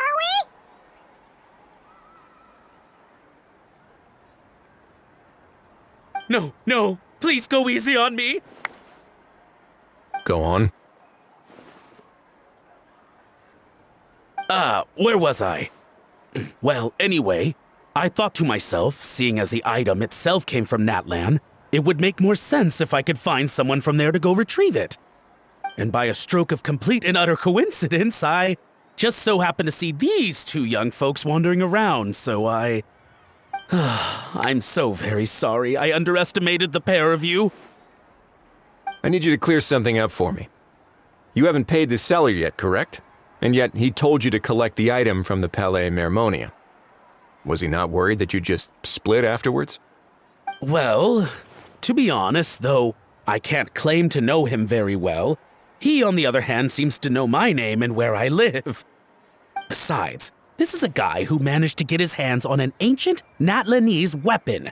That's probably not the kind of person I want to double-cross. Fair. That makes sense. So, Mr. Please, just call me Argento. All right, Mr. Argento. Listen very carefully to what I'm about to say. It will determine how much of the rest of your life you'll be spending beneath the waves. What does he mean? Is he gonna drown him just like they do in those gangster films? Oh, I get it. He's talking about that place at the bottom of the Fontainian Sea. Shh, can it? Owing to your suspected involvement in the illicit trade of Natlanese relics, you're now one of the suspects in an international smuggling case. A trip to the Opera Epiclese seems unavoidable at this stage, but on the bright side, you still have one chance to make things right. Okay. Do I really? Please tell me what to do. It's very simple. Just reach out to your seller in the same way as usual, arrange to meet, bring the money, and make the deal. Just be sure to let me know all the details. I'm talking time, place, the whole lot. If we can catch the other party by doing this, you'll have gone some way toward redeeming yourself. Understand? Oh, I see. I understand. You shall have my full and unadulterated cooperation. Good. Don't break the law, and don't even think about making a run for it. The Palais Mermonia will be watching you and ensuring your safety. All right, take the box, but leave your ID and other documents behind. You can go now. As for you two, protocol dictates that I should take you both back to the Palais and have you sign a confidentiality agreement. But that would take a lot of time and effort. Such a hassle, bro! See, Mr. Kukuku knows exactly where I'm coming from. So, I was thinking, since you're all friends of the Traveler... I understand, sir. We got dragged into this by accident, and it has diddly squat to do with us. And out of respect for the Traveler, we won't say another word. Oh, I know this part. We better keep our mouths shut, or we'll both be sleeping with the fishes in the tailor-made pair of cement shoes. In that case, I understand completely. Not exactly what I was going for, but if that's how you want to understand it, then be my guest. Then it's settled. Thanks for your help.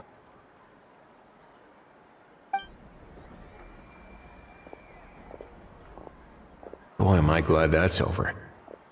That's enough work for one day. Time to head back.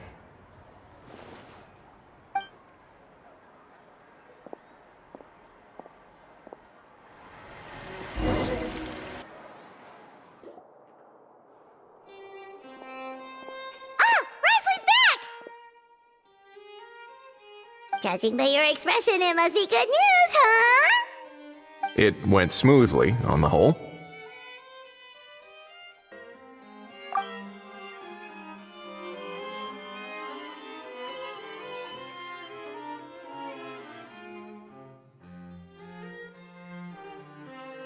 So basically, we hold off until Argento and the other party have set up the next stage of the transaction. Then we plan our next move. Patience will be key.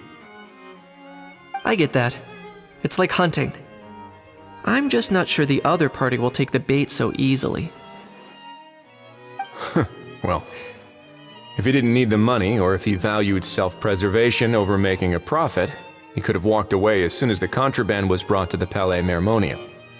On top of that, although he hasn't shown his face yet, he seems to have no followers or accomplices, and he's relying on an extremely limited set of options to push the deal along. So, if you ask me, he seems like someone who cares a lot about his image and has a somewhat high opinion of himself, but lacks any real ability. I almost get the feeling that if he misses out on this opportunity, he won't have any other way of making money. His every move is like a spin of the roulette wheel, hoping that the ball will land exactly where he wants it to. Or, I don't know. Maybe he'll cut his losses and vanish into thin air, and our efforts will have been in vain. At least Natlan will get the stolen relic back, so it won't have been for nothing. In that case, let's hope his arrogance stays in play. Everyone, I have just briefed the Marechaussee Phantom on the situation. As soon as there are any further developments, we will act without delay. When that time comes, we will be relying on your help. We'll be waiting for the good news!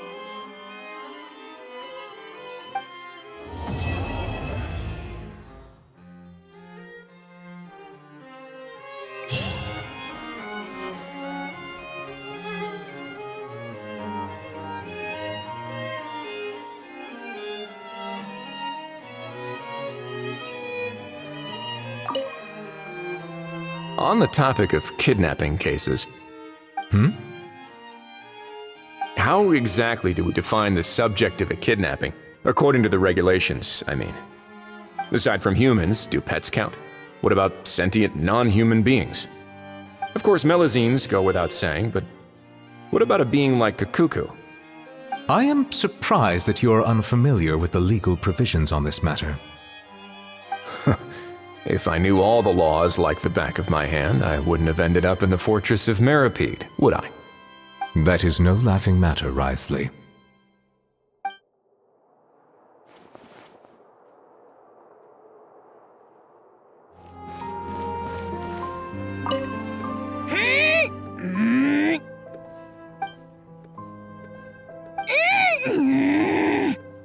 Come on. Just spit it out. I can tell you're itching to say something. Can eat, you big dummy! You fell for it, huh? No, what's wrong? Feeling lonely without the almighty Dragon Lord to talk to? If a bedtime story's what you're after, just say so!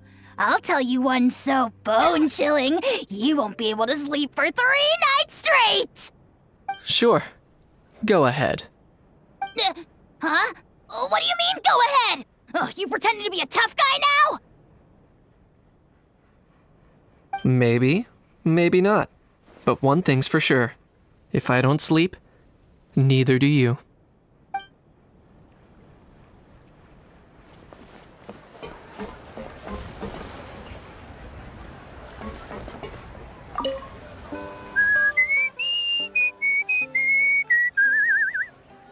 In a good mood, I see. Yep. Seeing my dear vegetables all settled in right where they belong brings me great joy. You sound like a proud parent. I'm happy for you, bro. But given how where they belong is inside a cooking pot, that kind of fills me with dread at the same time. Nice to meet you, bro. The heck are you on about? Does this really seem like a good time for nice to meet you? I guess he's referring to the meeting of the vegetables in the pot.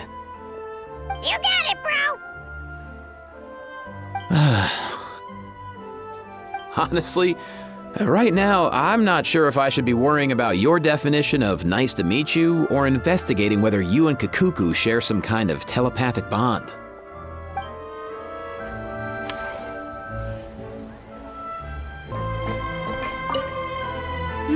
That unique aroma. I wonder how you'll inspire my cooking this time. I'd say it's quite similar to working at the tavern in the Fleuve Cendre. There's something special about seeing diners' faces light up when they taste your food. You don't get that working in the closed-off kitchen in a grand hotel. If something like this comes up again, just call me. Don't worry, we know each other. No commission fee needed. I won't take a single mora.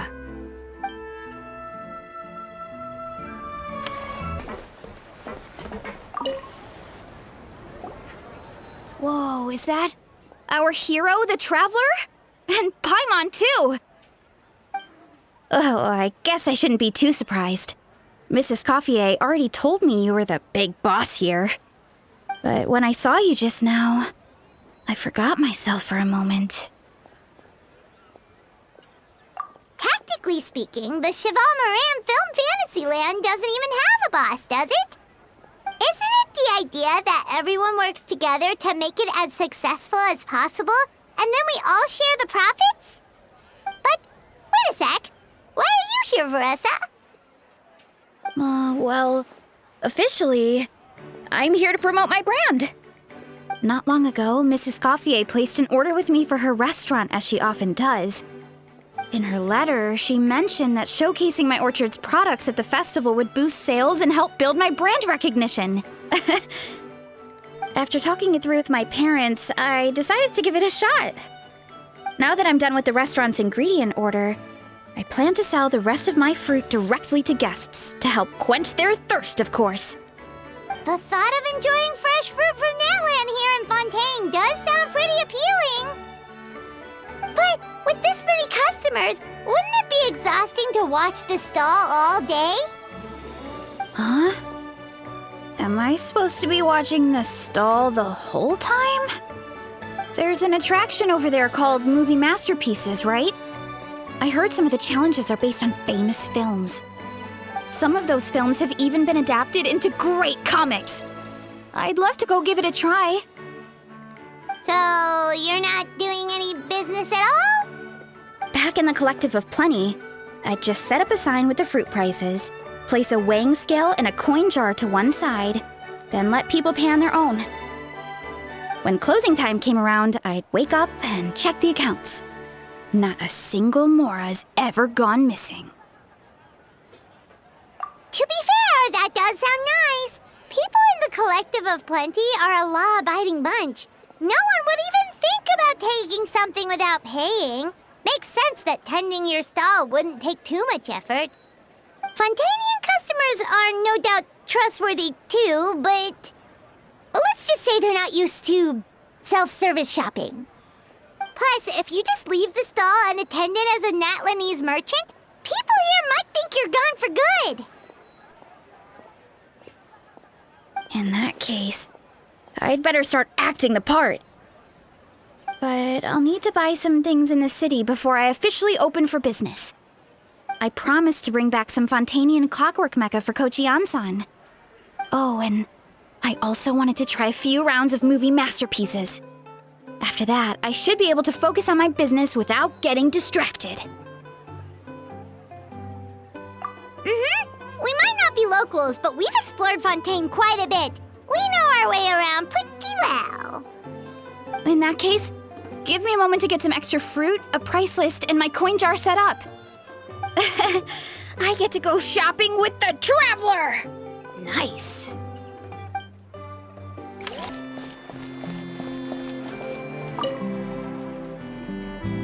Hello, boss. I'm from the Collective of Plenty. You might recall receiving a letter from us requesting you to design some components. Wait a sec. Why does Ian-san need clockwork mecha? Nothing like that. Our coach just wants to fine-tune her gym equipment so people can target different muscle groups more easily. She mentioned something about a rowing machine to focus on back muscles, as well as a pec deck and a leg press machine. The parts that connect the ropes and weight plates wear out easily, but they need to be strong. So Kochi-an-san thought she'd give Fontainian clockwork mecha a try. It all sounds so technical. When did fitness turn into some kind of complex engineering problem? To be honest, I don't really get all the details either. But if it works out, I'll be sure to train according to her revised method. And if it doesn't, we can always stick to the good old methods. If you're interested, I can show you a few beginner exercises the next time you drop by our tribe. You'll be able to smash the records without even breaking a sweat. I know it. Paimon will pass on that one. She'll be rooting for you from the sidelines, though. You can always try the equipment we keep for little Saurians, Paimon. As long as you start out with the super lightweights, you'll be fine. Weight training's for everyone, you know. As long as you put in the effort and keep it, anyone can develop rock-solid muscles. No!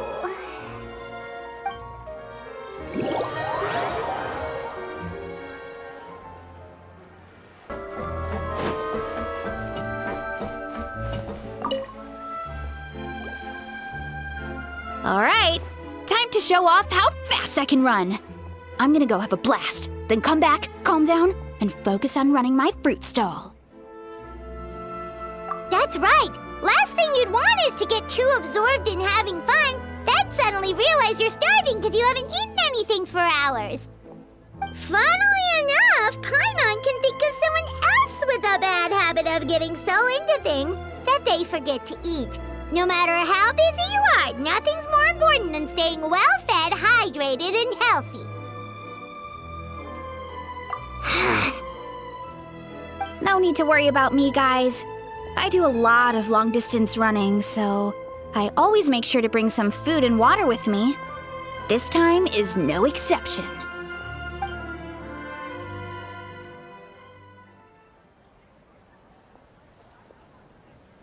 Woohoo! That was incredible! How was it? Did you get through all the levels? It was amazing! Not only did I get a super high score, but I also checked up on every homage to the original films, and even recreated several iconic scenes starring comic book superheroes. I'll focus on doing business this time round, but if there's ever another event like this, please let me know as early as possible. I want in! Yep. You know what? We should let you design the levels! I'm sure all the fans will be thrilled! That would be great! Anyway, back to business. Time to focus on my fruit stall. I'm gonna make a name for my orchard in Fontaine.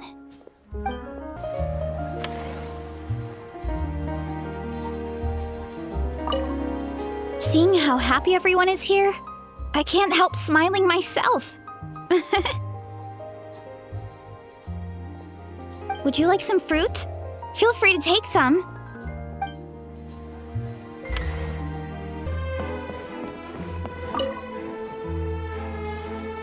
Konnichiwa, 旅人、パイモンちゃん。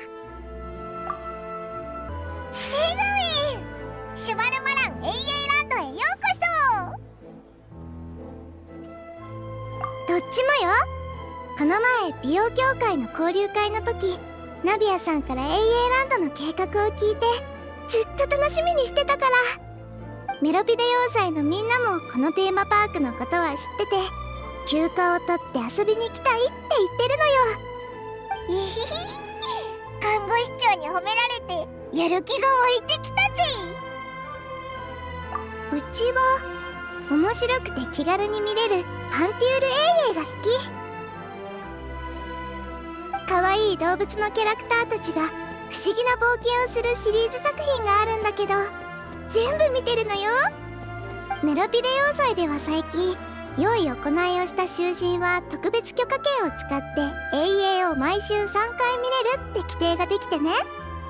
専任スタッフがまだ配属されてないから、うちが暇な時に映写機の管理をしてるのよ。この間見たのは隣の島猫、それから有名な猫とネズミシリーズとか、何百話もあってとても長いけど、みんな何度も繰り返し見るくらい気に入ってるのよ。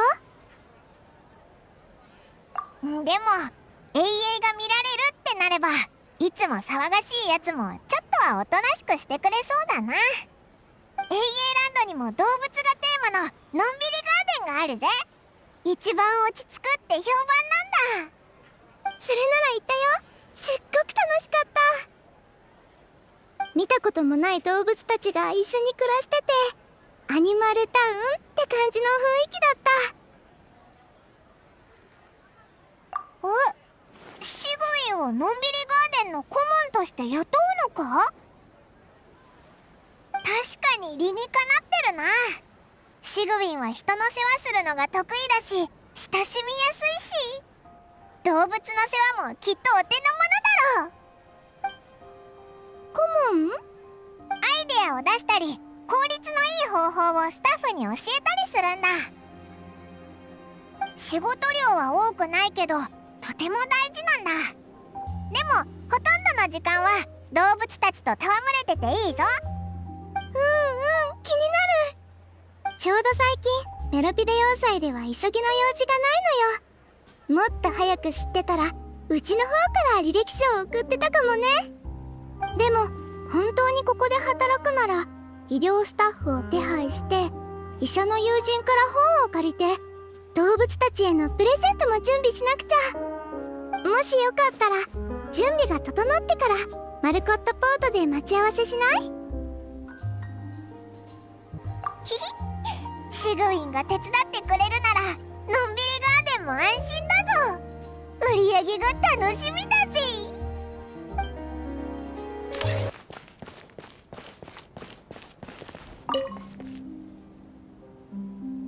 来たのね。動物に関する本を2箱分も用意してきたのよ。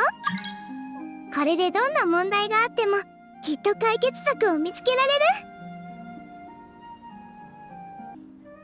体調どころか全部読んだら動物たちと意思疎通できるようになりそうだな。待ってください、看護師長。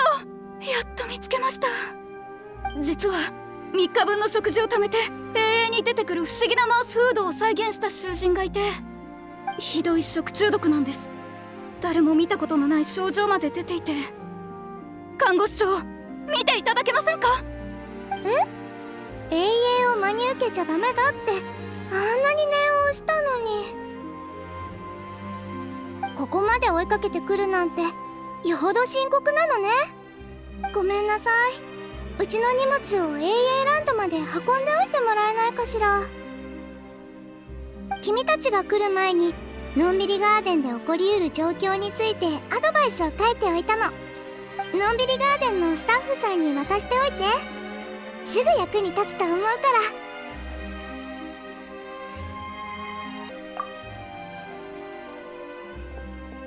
看護師長って大変だな。病人の看病ならまだしも、自業自得のやつの面倒まで見なきゃいけないなんて。あ、そうだ、シグウィンに美味しいものを用意してやろうぜ。元気になってくれるといいな。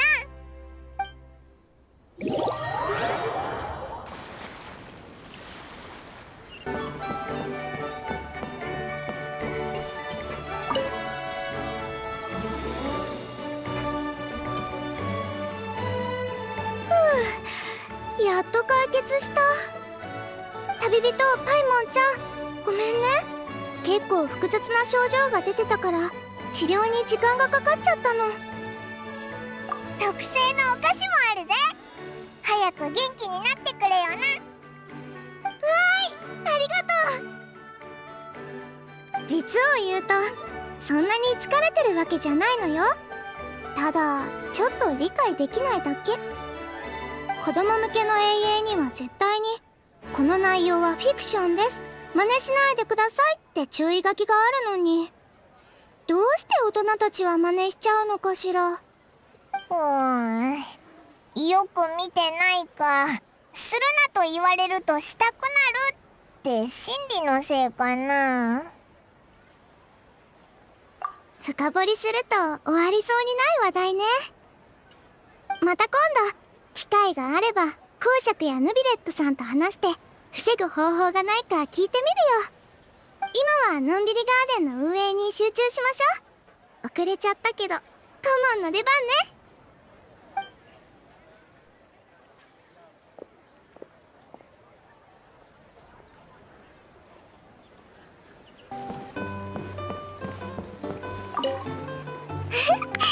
たくさん食べてお利口さんね。みんないい子だからやんちゃしないで。一緒に楽しくすくすく育つのよ。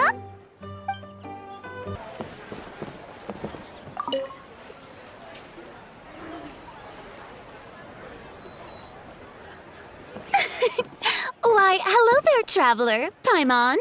I sensed your enthusiasm from a mile off. You were so bright, I could have taken you for an opera singer in full falsetto. Farina, you're finally here! Thank you. I am just as thrilled to be here as you are to have me. More seriously, I'm not the star this time. That's you two, alongside all the creators sharing their passion for film with the world.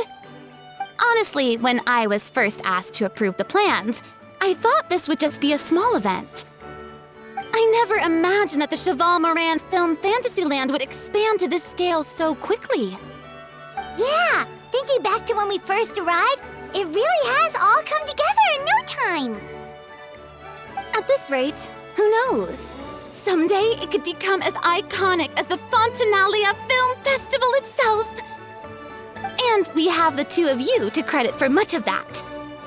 I've suggested to several renowned directors that we award you the title Pioneers of the Film Industry. In contrast to the Farina Award, which is more of a public honor, this title is a mark of true recognition from within the industry itself, a reflection of both outstanding achievement and hard work. Wow, even you're getting serious now. Come now, no need for any of that. Just relax and enjoy the moment. Speaking of which, I've actually been preparing a little survey. How about we randomly select some visitors to give us feedback about the park? Did Paimon hear that right? Farina carrying out a customer satisfaction survey? Well, given that it bears the name of my dear friend Surintendant Cheval Moran, isn't it only natural that I conduct a bit of research on her behalf? Besides, the more famous a star becomes, the more important it is to stay in touch with reality, no? Plus, it's amazing how much you learn just by listening to other people's take on films. Paimon always assumed celebrities just get their assistants to handle everything for them. But it sounds like it's actually pretty hard work. Then again, maybe Farina's just an outlier.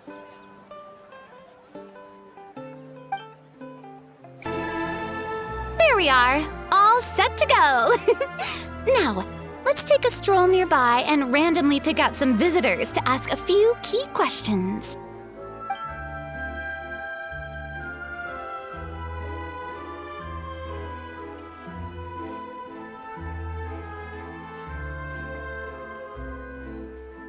These suggestions are surprisingly detailed. Choosing film prototypes, recreating the scene cutting process, budget management for costumes, makeup, and set design? Oh, Paimon's head is spinning. Why is everyone so professional? Also, nearly every single person we spoke to said they wanted to see Lady Farina perform. Your popularity is off the charts! To tell you the truth, I've no plans to perform this time around. Any star worth their salt knows their role. When I take center stage, all the spotlights are on me, and rightly so. But as a guest, I should step back and let others shine. So instead of performing myself, I'd prefer to support you from behind the scenes. Perhaps as a consultant for one of your attractions, for instance? Hey, that's right! Movie Masterpieces is all about film expertise. There really would be no better candidate than you! Oh, wonderful! Then I shall give this role my very heart and soul. Once I've had a moment to prepare, we can meet up for a slice of gâteau from my pâtissière suprême before we get started.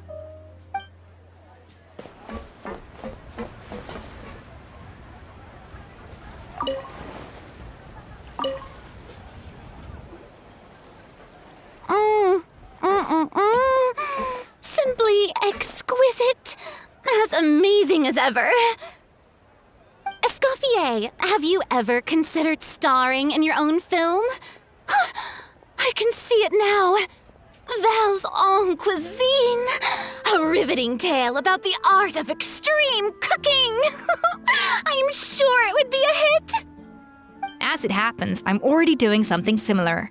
A brand consultant has been filming my training sessions with students and incorporating them into films about Fontaine cuisine.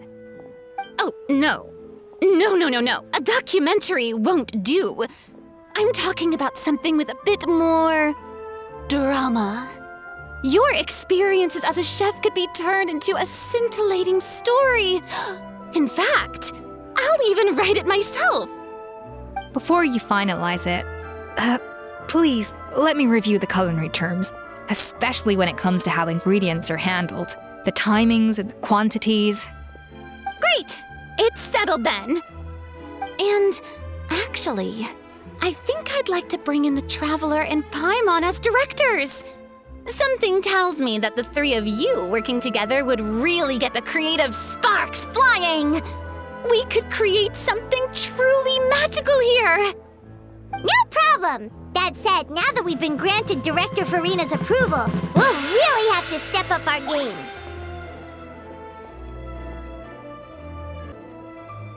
Excellent!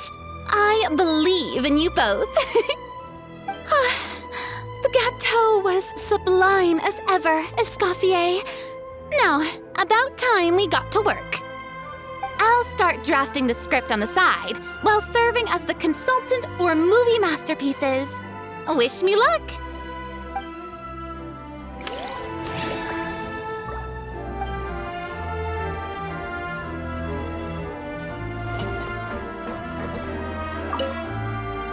truly great adaptation must capture a film's core themes and seek to convey the inspiration that lies behind them. The 3 attractions are certainly all up to par, and I trust that you'll be able to make them better still. To enhance our film's aesthetic, I'd recommend a few classics for you to familiarize yourself with. Or, if you have the time, maybe we could watch them together?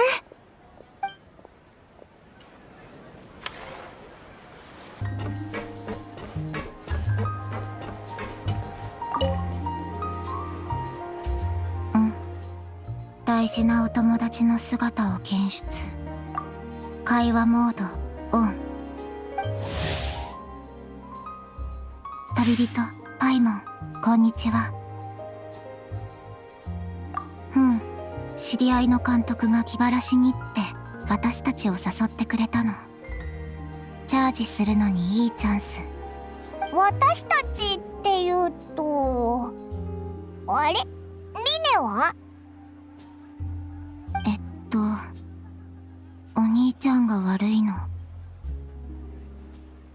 お兄ちゃんは最近その監督のスタイルを研究するために全作品を見たの。全作品をか？すごいな。問題はその監督はサイコホラーで有名な人で、永遠のトリックシーンが素晴らしくて、お兄ちゃんはテンション上がって3日も眠れなかったの。完全に昼夜逆転。リネってそんなにホラー映画が好きだったのか？マジックショーの時も役に入り込むタイプだから、永遠のキャラクターに共感しちゃったんだと思う。マジックにおける心理誘導も監督の永遠と共通点があるから、今もお兄ちゃんは撮影現場の宿屋にいる。寝てるか永遠を研究してるか。結局気晴らしに出かけたのは私一人だけ。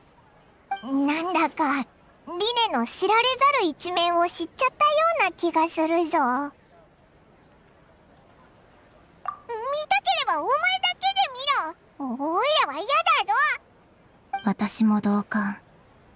怖いシーンや後味の悪いストーリーなんて見たくない。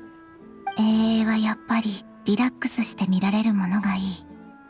綺麗なシーンとか、深く考えなくても理解できるストーリーとか。それならカラフルアドベンチャーとかリネットの趣味に合ってそうだぞ。行ってみないか？ありがとう。それ気になってた。でも自分で遊ぶより他の人が遊んでるとこを見る方が面白いかも。それの何が面白いんだ？まあいいや。興味があるのなら顧問をやってみないか？もっとたくさんのお客さんの反応が見られるぞ。その提案悪くない。永遠の撮影が始まるまでちょうど何日かあるし。でもまずはお兄ちゃんに元気になってもらわないと。あそこにのんびりガーデンっていうアトラクションがあるんだけど、のんびりできそうでお兄ちゃんの注意をそらすのにぴったり。ホラー永遠のことをお兄ちゃんの頭から追い出したいの。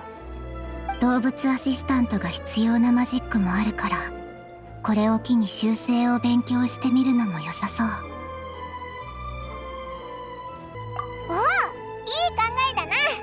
リネがいればシュバルマラン AA ランドの人気もまだまだ上がりそうだぞ。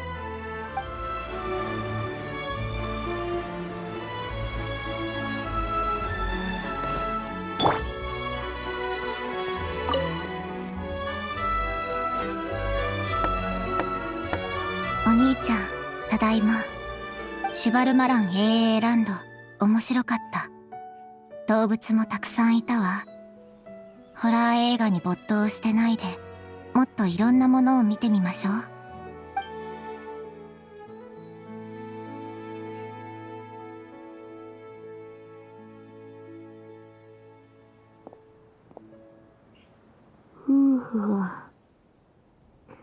それならよかった。でも今の僕の最優先事項はコンディションを整えてマジックエイエイの撮影を無事終わらせることだ。動物アシスタントのことは一旦置いておくよ。もうちょっと寝かせて。ダメだ。目をつぶったらトリックのシーンが浮かんでくる。でも眠い。眠れないけど起きるのも無理だ。そうだぞリネ。気分転換したら変なことも考えずに済むぜ。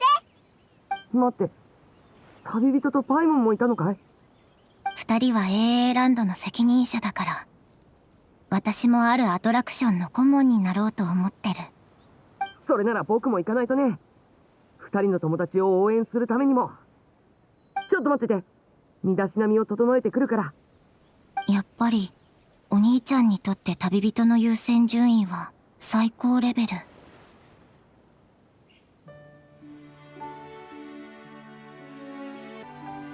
お兄ちゃん、身支度にどれくらいかかるんだろう。いっそ会場で待ち合わせしない？そうだな。リネが元気を出して AA ランドに来てくれるならオイラたちも来た甲斐があったぜ。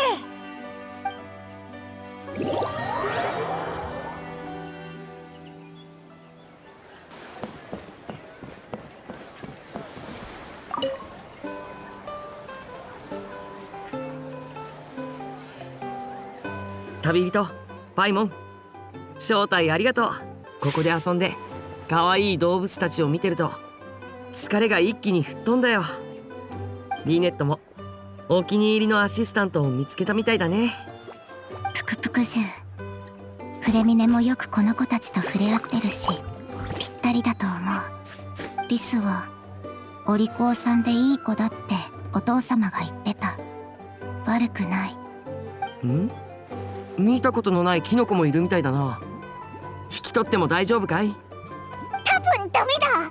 そいつらは特別な訓練を受けたキノコなんだ。幻想生命体のアクション俳優みたいな感じっていうか。わかった。じゃあ猫ちゃんを待ってる。キノコほど大きくてぷよぷよした猫なんか見たことあるか？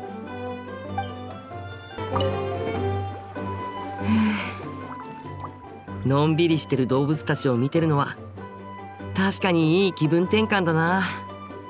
他のアトラクションも悪くない。そうだ、動く舞台をテーマにした参加型マジックなんてどうだろう。撮影が終わったら早速準備してみよう。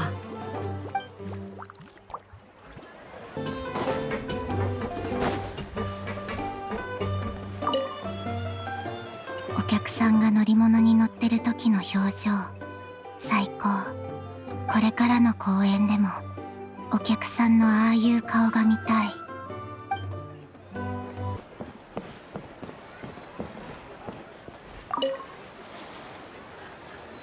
よ、旅人パイモン。こんなとこで会うなんて奇遇だな。リシオ？オイラもここで会えるなんて思わなかったぞ。今回は半々でな。この間至高の猟銃の仲間たちとフォンテーヌのアドベンチャー永遠の撮影に参加したんだけどな。永遠の評判がなかなかのものだったから、このイベントの情報を耳にした監督は真っ先にあたしらを呼んでくれたんだ。観客のためにわざわざ永遠の背景セットまで再現したらしいぜ。フォンテーヌ人にとっては確かに珍しい景色だもんな。あたしか？あははは。残念ながら役に入り込みすぎて撮影スタジオをめちゃくちゃにしたから雑用係になっちまったんだ。戦闘シーンはリアルであればあるほどパンチが力強いほどいいんじゃないのか？撮影チームの予算が厳しくてな。それ以上リテイクしてたらスタジオが完全にダメになって破産してた。それに一番腕の立つ役者シャムシール使いのおっさんも私の相手にはならなかったしな。いや、その人は悪役でな。主人公の前でソードダンスをするんだ。いつもの展開だと2人はすごいアクションを繰り広げるんだが、主演のやつが一日忙しかったらしくてな。腹が減って急いで終わらせたいがためにアドリブで銃を使ってサクッと倒したんだ。監督は熟考の末にこのシーンを残したんだが、思いのほか反響が良くてな。シャムシール使いのおっさんも今や有名な AA スターだ。後でおっさんのサイン会があって私も手伝うことになってたけど、せっかくあんたらに会えたし、いっそ休ませてもらうか。一緒に飲みに行かねえか？いいのかよ。もともとできたら行くって約束だったから、連絡さえちゃんとすれば大丈夫だ。こんな異国で旅人やパイモンに会えるなんてすごいサプライズだしな。南東方向の海岸にザ・ラスティラダーって酒場があるって聞いた。そこで落ち合おうぜ。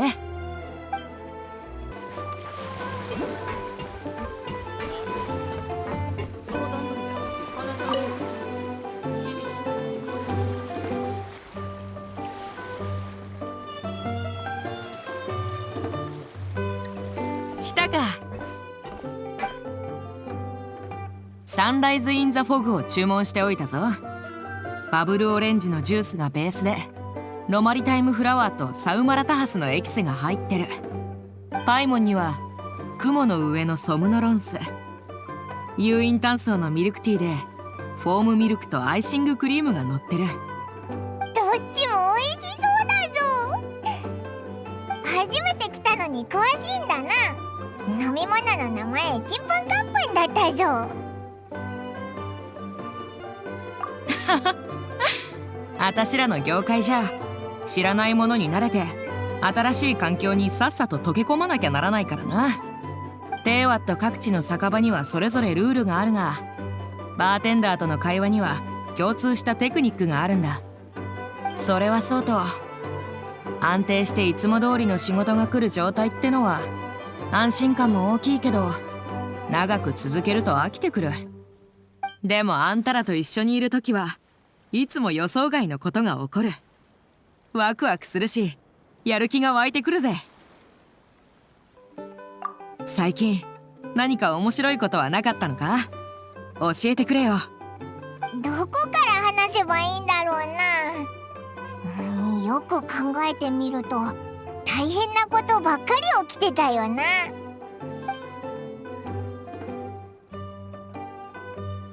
ほうあんたらの依頼はすごいもんばっかだな。傭兵なら一仕事で商人の半年分の収入が手に入ってたぜ。なあ、あんたも傭兵として依頼を受けてみねえか？至高の領袖はたまにとんでもねえ依頼を受けることがあるんだ。あんたがいたら他のやつらに任せる必要もない。オイラたちも傭兵になれるのか？別にいいじゃねえか。あんたはモンドの栄誉騎士でもあるんだろ。身分が増えればチャンスも増える。好都合じゃねえか。それにあんたらほどの実力があればどんな任務が来たって困らないだろ。受けたければ受けりゃいいし、嫌なら好きに断ればいいさ。確かに一理あるな。よく考えたら冒険者の依頼とあんまり変わらないし、もしかしたらみんなの役に立ててモラがたくさん稼げる仕事があるかもしれないぞ。デシアの知り合いのエルマイト旅団とも仲良くなれるしな。よし、それじゃあみんなと話して報酬のいい綺麗な仕事を紹介してやるよ。詳しい担当エリアも決めないとな。帰ったら話をつけてくるぜ。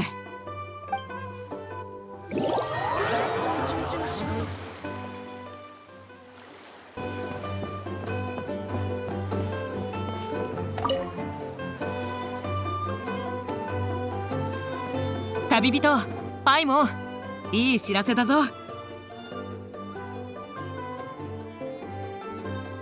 至高の領主のみんなは私の提案に同意してくれた。列中砂原より西、先人の砂漠より北、アルダラビカ国より東、アシャバンレルムより南にある依頼は全部任せるってさ。最近はあんまりねえけど、経験上毎年数件は悪くないのがあるはずだ。報酬もかなり美味しい。大きなリスクを伴うが、完全武装した傭兵小隊がいればクリアできる程度のもんだ。あんたにはちょうどいいんじゃないか。これくらいの難易度がなきゃ存分に体をあっという間に話をまとめるなんて仕事が早いな。これでオイラたちも至高の猟銃の仲間入りだぜ。新米の傭兵になったからには二つのがいるな。他国で活動するときは至高の猟銃の宣伝を忘れないでくれよ。あんたらが協力してくれりゃ商売もどんどん大きくなる。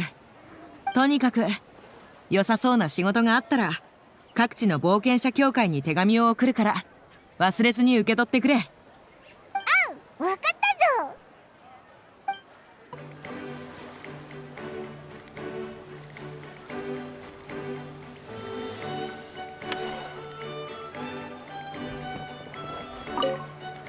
こうやってのんびりできるのは久しぶりだな。フォンテーヌの空気って乾燥してないんだな。ポカポカで寝ちまいそうだ。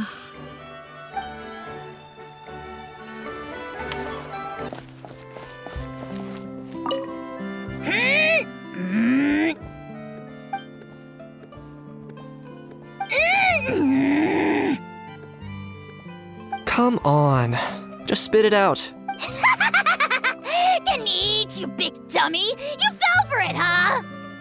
No, what's wrong? Feeling low? If a bedtime story's what you're... Sure. Huh? Maybe. Maybe not.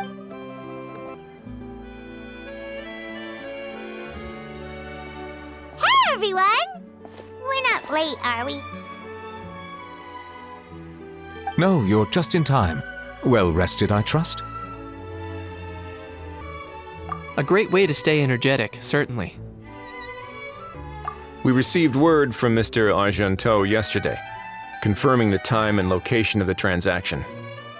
It'll take place this afternoon, and it turns out it'll be somewhere we all know pretty well, too. The Film Fantasyland restaurant. Oh, really? Huh. He sure does like that place. Seems like you share our concerns, traveler. Indeed. Capturing someone in a crowded event venue will be much more challenging than in an open area.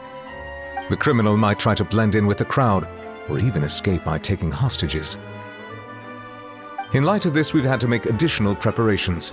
As soon as we received the news yesterday, we began coordinating with the Marechaussee Phantom and the Special Security and Surveillance Patrol.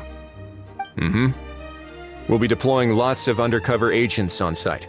If things go south, the safety of the civilians will be our top priority.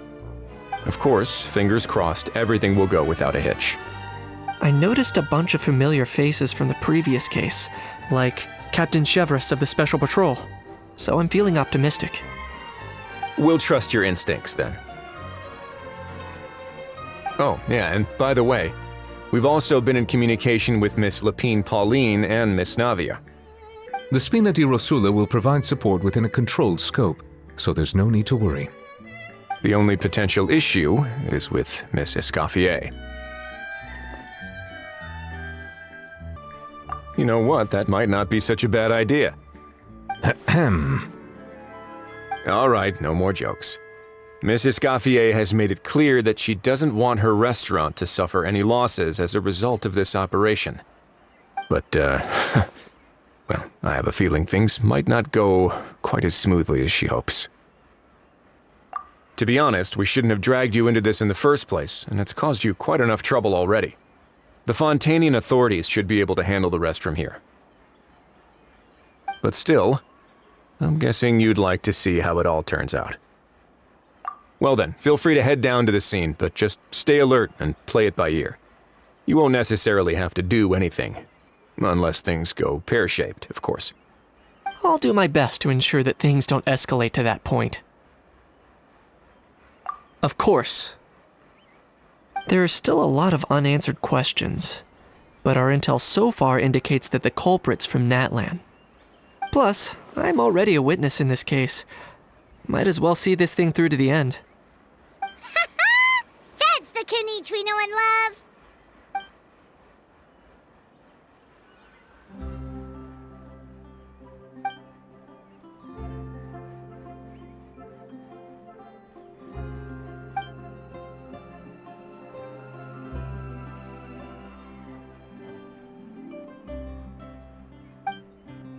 Well, that's enough of the small talk. The operation's scheduled for the afternoon.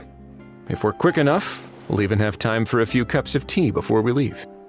Oh, and let's grab something to eat too! Can't work on an empty stomach, you know. And rooting for you! It's a very important job. Alright, I'll head over to the venue now. Ahao's been harping on for days now about this event-exclusive meal he wants to try. Guess I might as well shut him up sooner rather than later. See you in a bit. I look forward to hearing how it all goes.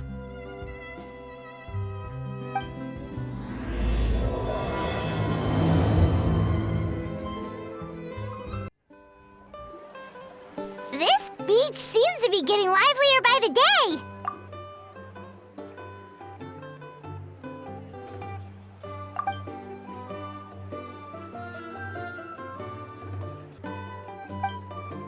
Traveler, Paimon's getting kinda hungry. Let's go check out the restaurant menu, shall we?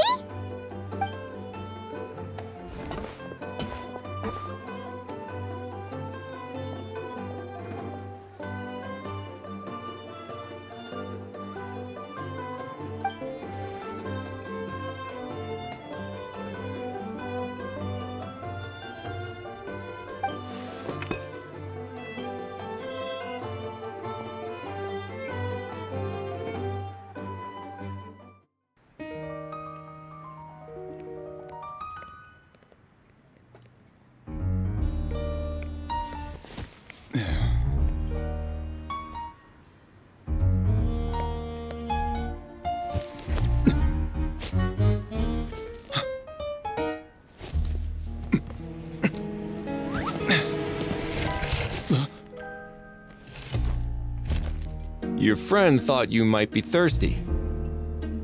Won't you stay and drink it?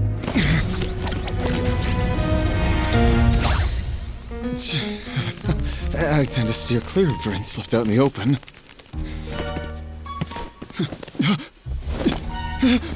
You're surrounded. Give up and come with. You lousy swine! Stop right there! Oh, look! A surprise performance! Wow! How lucky we are! Quick, take a photo! After him!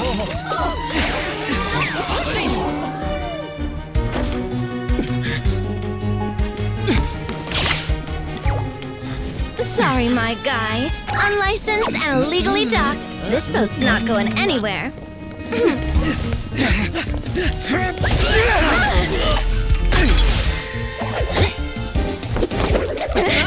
Quick! Don't let him get away! Be careful! Amazing! Lowly worm! No one flies higher than the almighty Dragon Lord! Who's stealing my fun? You again! You're driving me crazy! Oh, wow, Bravo!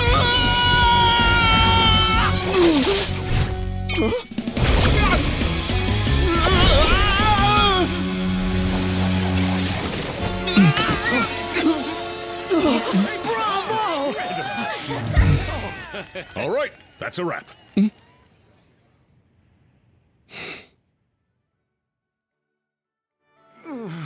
Unbelievable! You can't just drag someone around like that! Such blatant disregard for human life! I'm gonna sue the living daylights out of you! Will you now? I think I did you a favor by pulling you away from your audience. Saved you some face at the very least. As for whether you were facing up or down along the way, well, that was your decision, wasn't it? Why, you...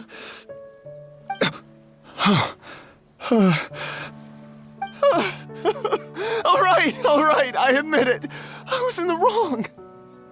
Oh, of course I know the difference between right and wrong, but I had no choice. I desperately needed the money. I was an expert on ancient relics. Not only did I have a successful career, but a happy family too. But my son, I never imagined he'd turn out this way. Fell in with the wrong crowd and ended up shoulder deep in gambling. We had some savings, but he drained them away like a waterfall. Once he fell into debt, he had creditors regularly coming over to threaten and intimidate him. I'm his father. How could I just stand by and watch him suffer like that?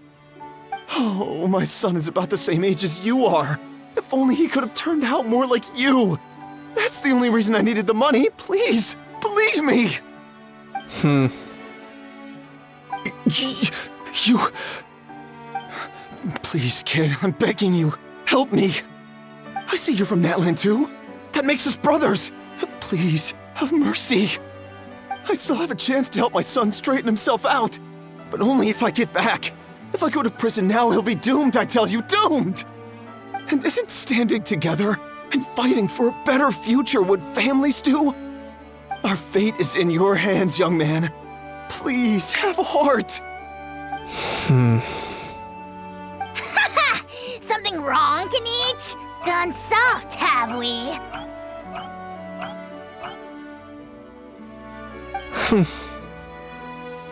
I don't believe a word you say. Wriothesley had you just about figured out. You're a gambler. Pure and simple. A gambler? Me? Nonsense! I told you, it's my son! First of all, are you really from Natlan? You've been keeping tabs on the gun's whereabouts this whole time. You should have recognized at least one familiar face by now. On top of that, the way you threatened to sue me? Spoken like a true Fontainian, if you ask me. Huh? What kind of logic is that? I can explain. I actually grew up in...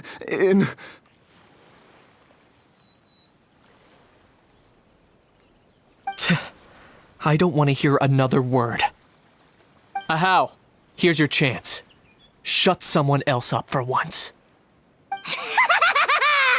The moment I've been waiting for. Eat this, scumbag!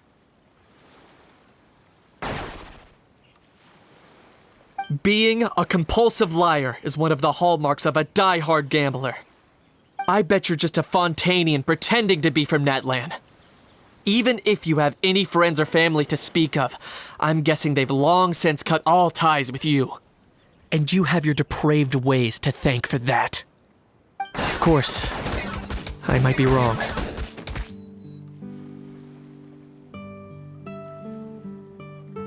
But does that matter? I'm just here to arrest you. If you're looking for an advocate or a shoulder to cry on, you're out of luck. Besides, prying the truth out of you is exactly what your beloved courts are for. Isn't that right? Ah. Kiinichi-san, 久しぶりだな。容疑者は引き取ろう。Many thanks. ご協力、改めて感謝する。And me? What about me? So rude. You should be bowing down in gratitude to the almighty Dragon Lord. カクーク君との素晴らしいショーをありがとう。Hey, what do you mean? Hold it right there! Don't worry. I'm fine. I wasn't the one who just got dragged all the way here. Little Kanich, thinking back to when you were just an itty-bitty boy, Kanich, aren't ya? Aw, don't start crying like a little baby. I am the Almighty Dragon Lord! No servant of mine will be seen acting so weak and pathetic in public! What are you on about? Still, I suppose there's no point hiding it from you. To put it plainly, I can't stand gamblers. They're the most irresponsible people in the entire world. No respect for the principle that you have to give in order to get. They'll tell 1,000 lies for a single coin, deluding themselves into thinking they can use it to gamble their way to a vast fortune. But we all know that even when it looks like you're getting something for free, there's always an unseen cost. In the past, I also ended up paying a price for my father's gambling losses. I don't want anyone else to end up in a similar situation if I can help it. Don't feel sorry for me. I certainly don't feel sorry for myself. They say that people are shaped by their past, and since I've made it this far, I must have done a lot of things right. We should never punish ourselves for the mistakes of others. Instead, I choose to remember the moments that helped me grow. Like when I first learned to use a grappling hook, or the very first time I yearned for knowledge. Yeah, I believe you. Let's get going. If we don't head back soon, we'll cause more unnecessary worry.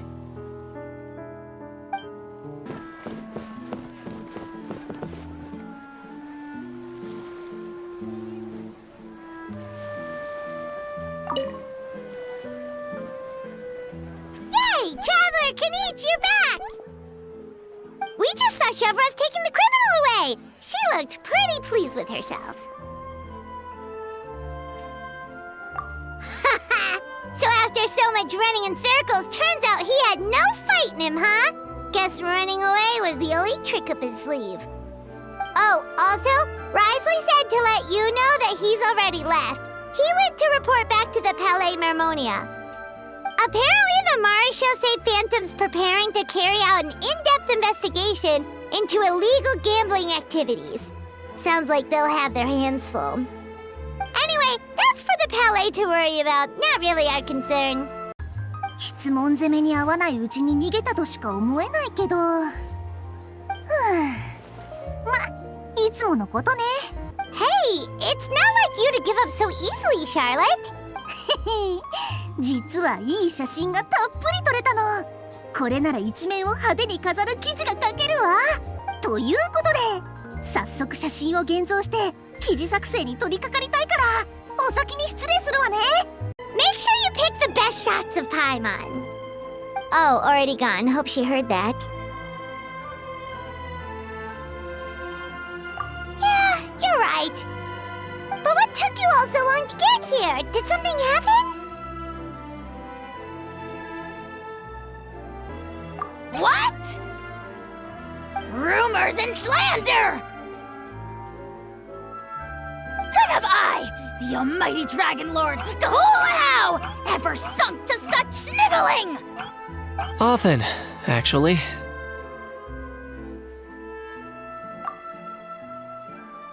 To be honest, I haven't decided yet. At the moment, I've got nothing urgent to get back for.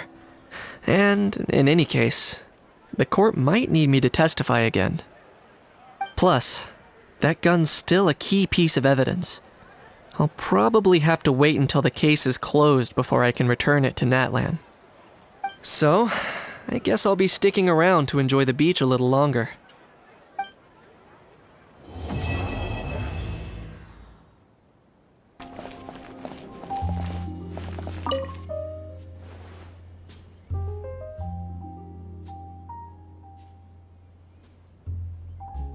Your efforts are much appreciated.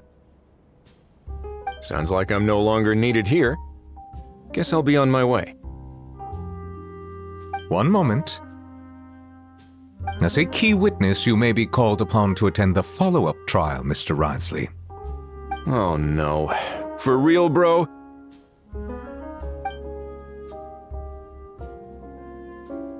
But sorry. I meant, could I maybe attend anonymously?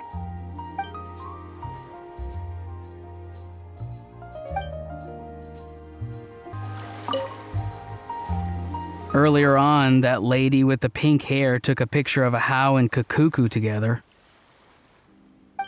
You sound a little disappointed. Were you hoping to be in it too? I was at first, but after seeing how awkward a Hao looked, I figured I wouldn't really fit in. Huh? And you didn't think of sharing this any sooner? I'd have cuddled your neck and smiled for the camera! Anything to get out of being in the same frame as that thing! Really? Well, no worries, you still can. Come here, give us a hug. I hope your face is ready, because it's about to get flame roasted! I got your back, bro! Kanich, have you thought about maybe ditching that little rascal? Leaving him here for good when you leave? I have. But given that a Hao's also an old relic, that would probably count as international smuggling. I can't bring myself to knowingly break the law. Guess we all have our problems in life. Now that things have reached this point, we should add a pinch of salt? A dash of pepper, actually. Brilliant. Huh?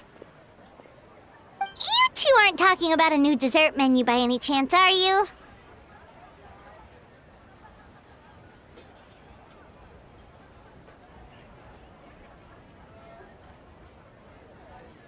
Not desserts. Oh, we're talking about the script.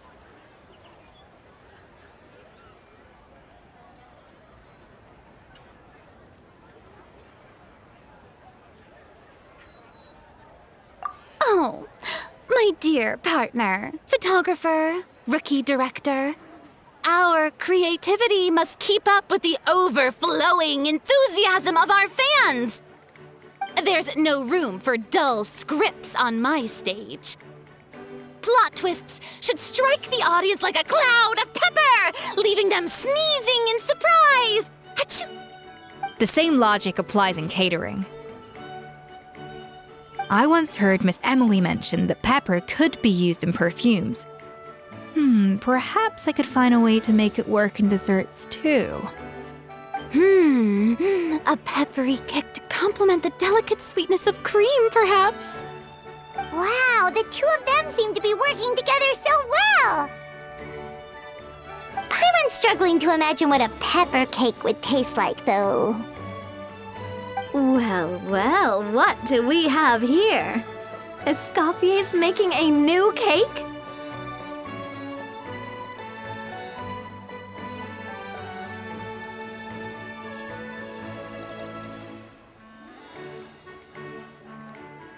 Oh, how exciting! When it's ready, do let me know. I'd love to try it. Is it just Paimon, or does it seem like everyone's even more enthusiastic now that they've finished their work? Why shouldn't they be? When your hard work pays off, that's when you should celebrate. It's like a batch of fresh macarons. You should never let fear of sweetness stop you from adding all the filling you please. After all, if there's ever a time to pile on the sugar, it's when you're making macarons. Pile on the sugar! Pile on the sugar! And why are we piling on the sugar?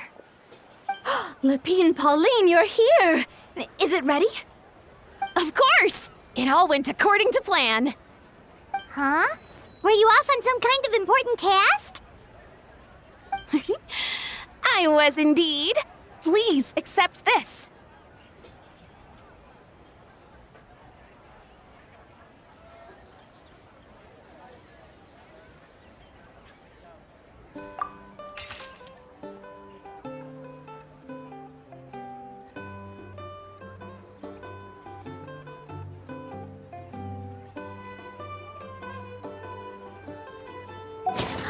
Oh, wow! It's a panoramic view of the amusement park with everyone's illustrations on it! Since the film Fantasyland has been such a success, we decided to create a unique souvenir to remember it by.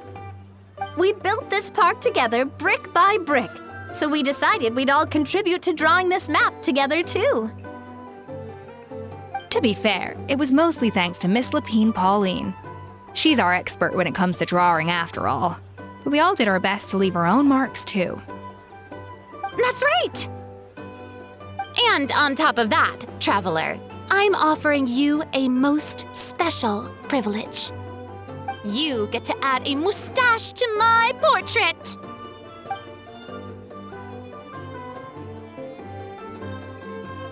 Cream flavored, huh? Very traditional, but also very delicious. You have my approval.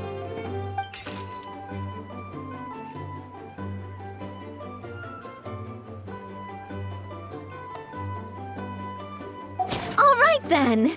Now that you're the proud owner of this commemorative map, you can draw as many different flavored mustaches on it as you like.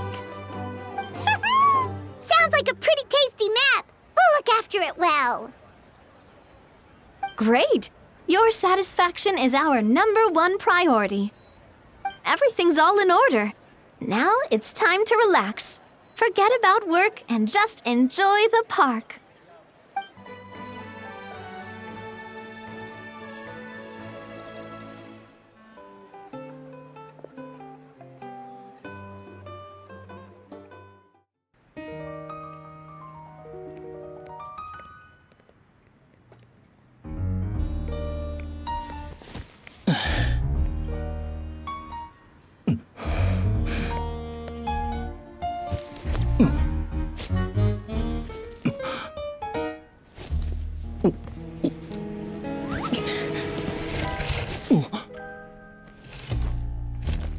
「行っちまうのかい?」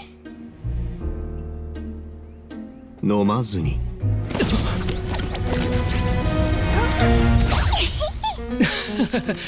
蓋のない飲み物は心配で。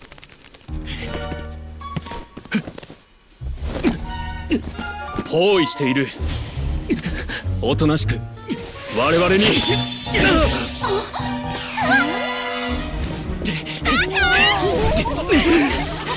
動くな！見て、サプライズショーよ。たまたま見れるなんてラッキー。パンゾー！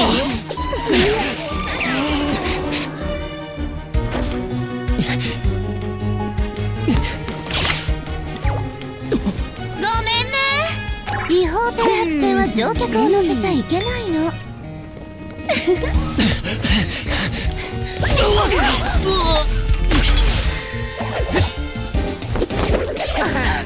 追いかけて早く！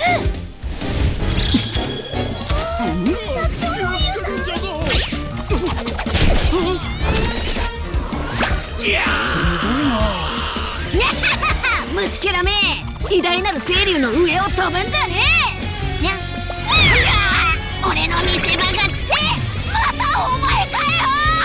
マジかよ